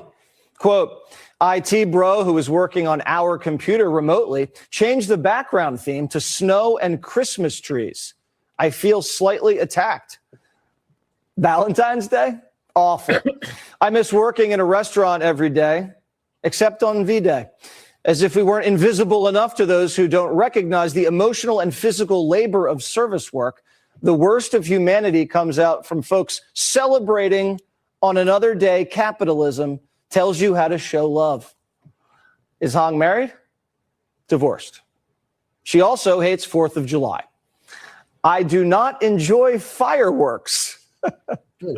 But what she hates the most are whites. I ate 2 bites of my kid's cheeseburger at a Culver's in Black River Falls and told them they ran out of ice cream. Mostly just wanted to leave BC. I was on the verge of an anxiety attack. Too many old white people who didn't think we spoke English. This woman can't be in a room with white people without getting anxious. 75% of the state's white. She's running for governor. Now, when Hong was younger, she was hospitalized for a week, checked into a psych ward, missed graduation. She was cutting herself. Woman's bipolar. Her parents immigrated from Korea. She felt guilty about it. She dropped out of college, worked at a restaurant, then opened up her own restaurant, ran it like a communist soup kitchen, and paid wild salaries, and it went under. So she ran for office to run the state. Oh, and she has a tattoo. We don't know where it is. No, we don't want to know. But it says bucks and 6. Better than the nipple Nazi. Kind of reminds me of the Ethiopian barista. Hasn't accomplished a thing, so she just decides she's running for Congress. And she believes America was built on communism. I don't think there's anything more American than subscribing to an economic philosophy that, as the evidence shows, is the only one that's actually capable of delivering things like life, liberty, and the pursuit of happiness. I really can't think of anything else. Socialism has proven to deliver on the values of the Declaration of Independence more than capitalism has. Yeah. New York's turning it into a testing ground. Mondani, another one who's never had a job, bringing everyone government-run grocery stores, but you need something to get in. We are looking to make sure that we target New Yorkers, whether it be a sort of a library card-esque thing, and also we manage who's buying, and that is focused on everyday New Yorkers. Democrats said checking your ID was racist, but make you show it to buy milk from the government. Why? Well, they said so people don't cheat and shop from out of state. Even CNN's like, this isn't going over well. Using mass action to build a general strike, organizing to abolish ICE, working to free Palestine and oppose Israel. I also read use of the word comrade in the agenda. Isn't DSA essentially writing the GOP's scripts for commercials that we're going to see in the fall? I don't really care what the GOP has in mind. Like most Americans, the comrades don't really care what CNN says. So the head of the party's broke and hiding, caught covering up the cover-up. Hakeem and Chuck, extremely, extremely fragile. Biden's in political hospice, and Barack's only doing legwork to get out of the House. That makes Bernie Sanders the kingmaker for the midterms and beyond. A socialist from Vermont who, again, has never had a job. News alert, major cover-up inside of the This is his kid. That's his family.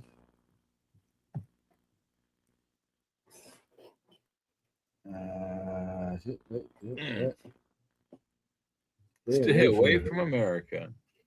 What's he spouting out there? Let's see. It's probably not him. It's probably somebody else. But well, those three people are saying that we want to leave, and he's saying, "Okay, go ahead."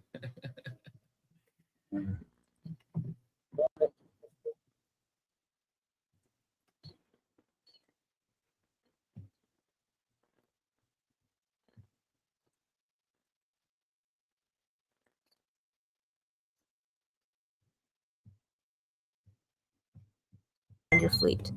If you encounter space pirates, avoid engaging them lightly. Otherwise, they will steal all your resources and kill you. Recruit more crew members to progress faster than other players. You can also form alliances with other players to gain more.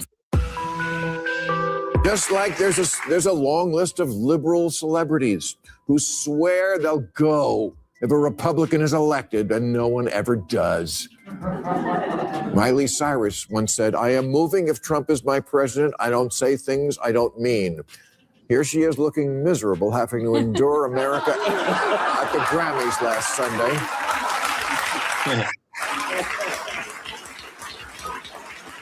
I guess she flew back from Tajikistan. George Lopez once said that if Trump won, he won't have to worry about immigration. We'll all go back. George Lopez still here. And it doesn't, as we're now right in the middle of awards season here in Hollywood, how about everybody drop the politics for a couple of hours and just enjoy these happy, dopey celebrations of show business? Nobody expected Bill Maher to open up on Hollywood celebrities. He just did. He turned on them and tore them apart on live TV. He didn't slow down for a second. But before we move further, if you enjoy short commentary videos with wearing a symbolic... Oh, so when I'm watching it with J.D. Vance the other night, right?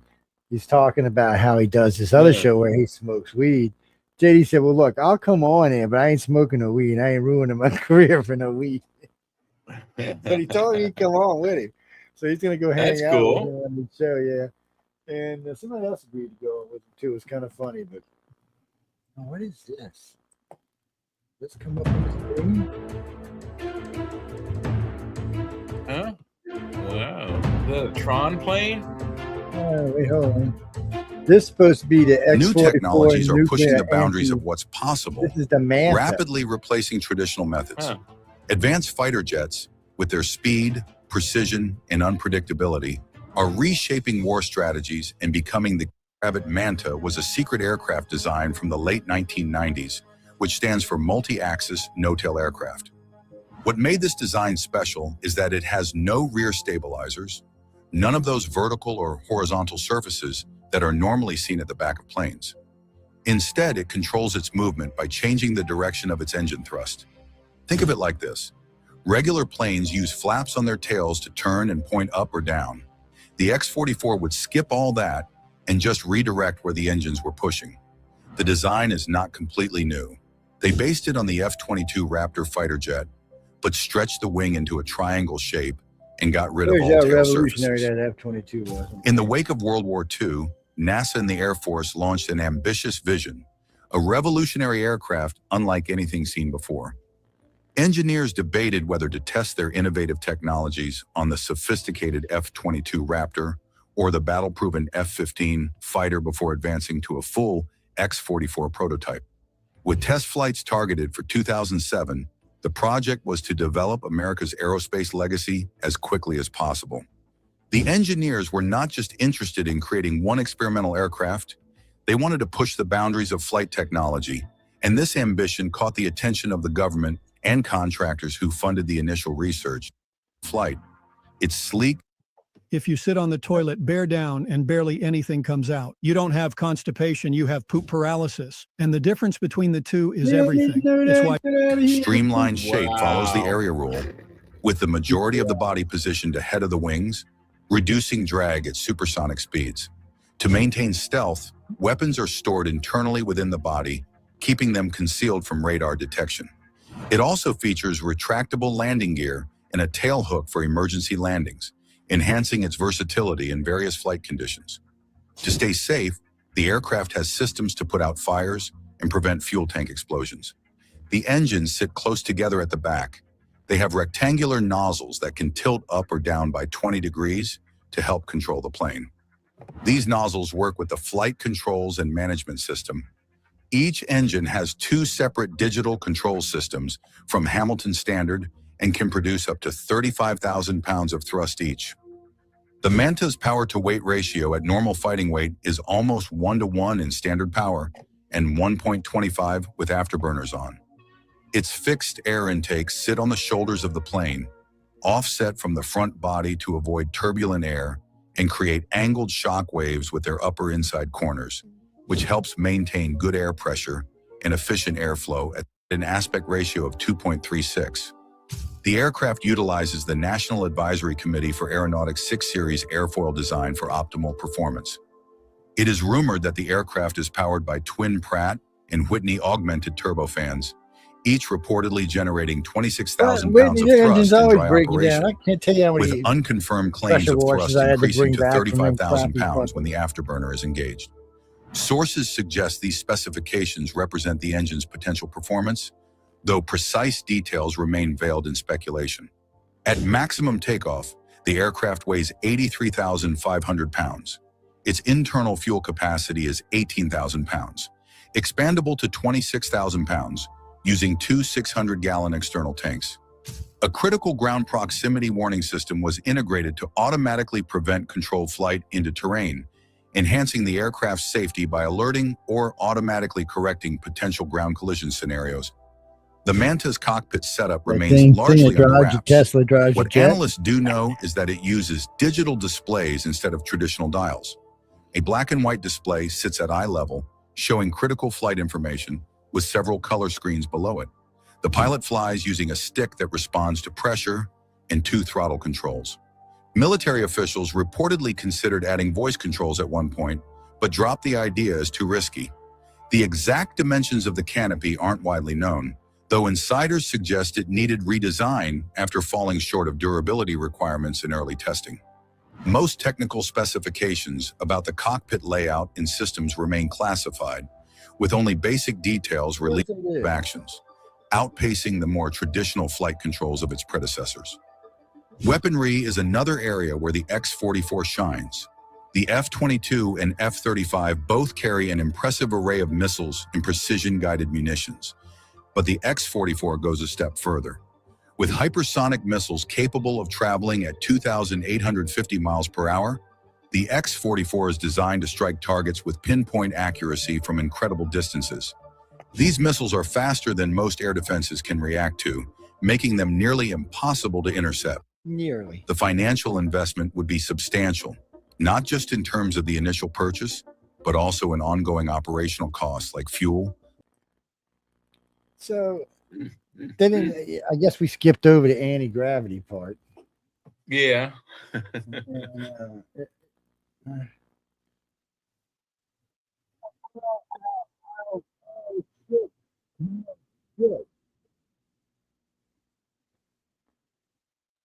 I couldn't hear you. You were all muffled there.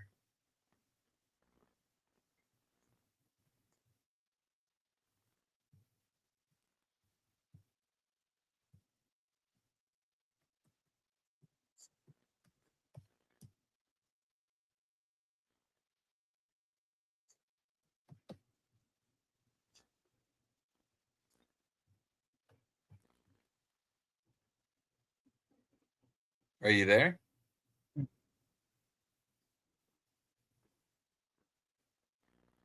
Yeah, we see all these. Okay. Oh, there we go. Yeah, I couldn't. I thought you had froze up or something because your audio came over a little bit muffled a little bit ago. That's weird. No tell, I might lock something up. All right, let's get out of here. No, we got to get people. No. Usually we stay later, but unfortunately I got to be somewhere early in the damn morning. Yes, and Jay looks like he's sleepy. I got to get some food. Yeah, or I'm going to pass out here in a minute. Oh, hey, Colleen Vincent. How you doing there, sweetie? No, usually we stay. And actually, believe it or not, we've been through 40 links tonight. Yeah, 40 articles. Yeah, I know it's a lot. Doesn't seem like it, but we have. Yeah, we had 30 of the 30 articles, and I think it was either 15 or 20 clips. Well, because when we do the clips, sometimes we do them like bam, bam, bam, bam, bam. Like at one point, we did like 6 in a row. Pretty fast, yeah. Yeah, and no, I like staying until 1, but then, like I said, I just got to be. And besides, we're finished. We only ever always stay as long as we have news articles. Well, the Dulcie thing, because Dan and I have talked about the Dulcie thing a lot. Well, my problem with the whole thing out there is because of the grave telepathy, there shouldn't be any need for any guns or anything else. Because they can explode your brain with thought. They don't need a freaking gun. Matter of fact, when they take people, they don't use a weapon to stun you. They just think about it. You go. Mm-hmm. Yeah, but you out there in Cali, man. What is it, like 10 o'clock out there? It's early. Huh? No, I was talking to a friend of mine in Rome. I got quite a few friends that live in California. Yeah. I don't know why they live out there, but they do.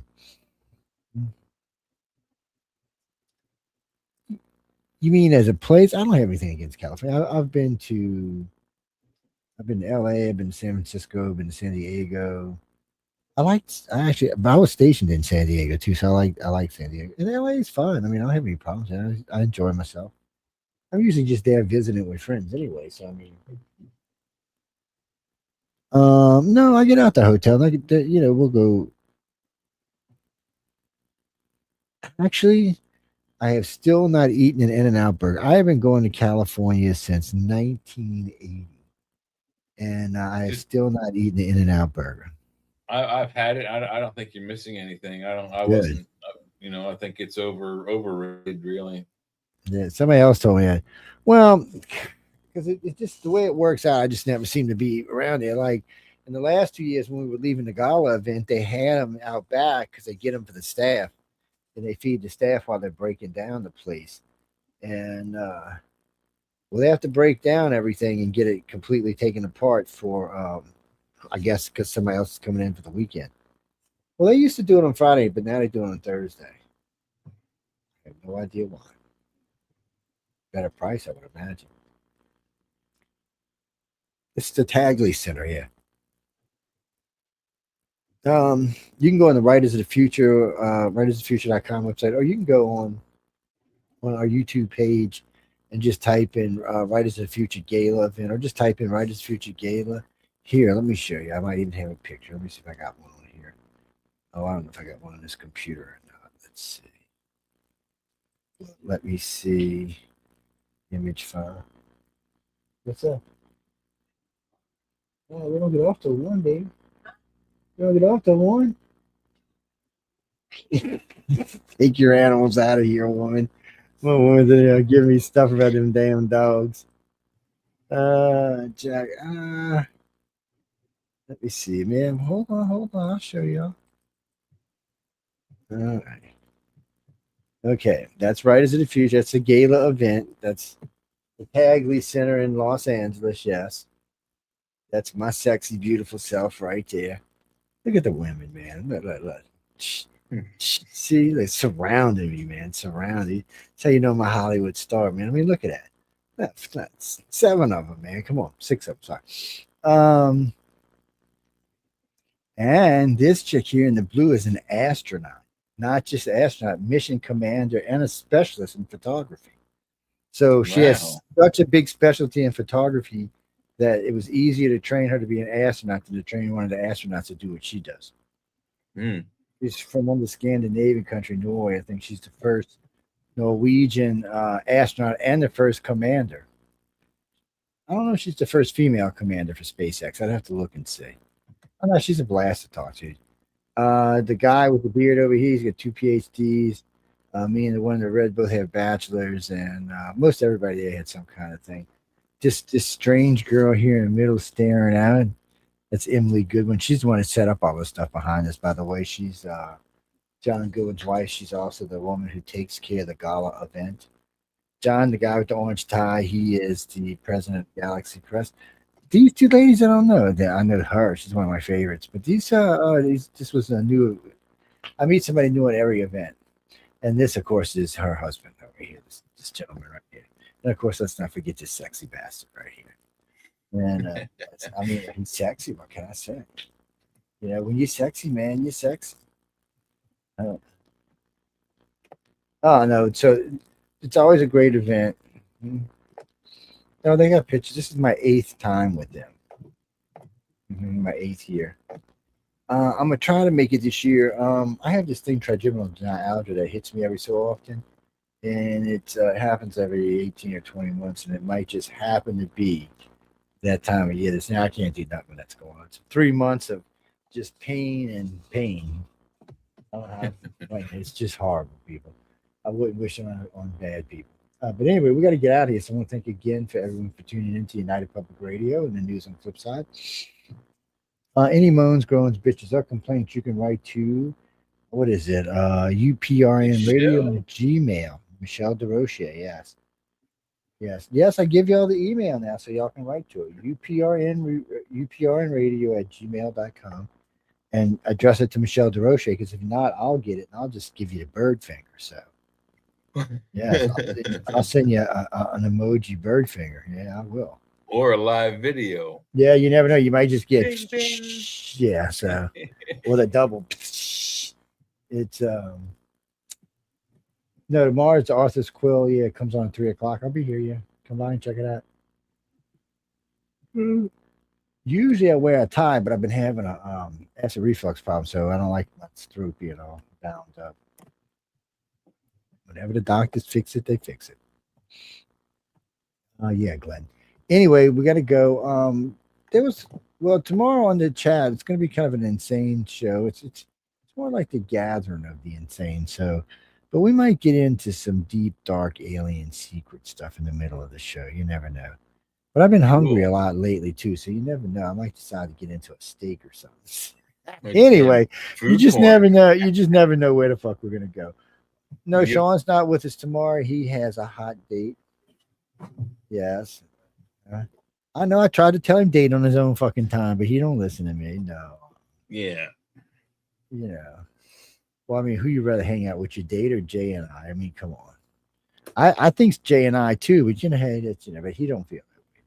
Anyway. Yeah, he's got his plans going. We're not involved. Yes, we're to the curb. The only way we know what's going on is because we have secret drones that follow him around. Yeah. Invisible drones, yes. Invisible drones, yes. No, really, they're invisible drones, yes. Anyway, shit. I want to tell everyone, thanks for tuning in to United Public Radio News on the flip side. Jay and I will see you tomorrow on the Insane Show, and I will be here on Arthur's Quill causing just general problems along with John Goodwin. He'll be hanging out with me and our two guests who are both authors, so y'all can come check them out. And on that note, good night and stay tuned for whatever crazy shit follows us. There's lots of stuff coming on the network. See you tomorrow. I have no idea.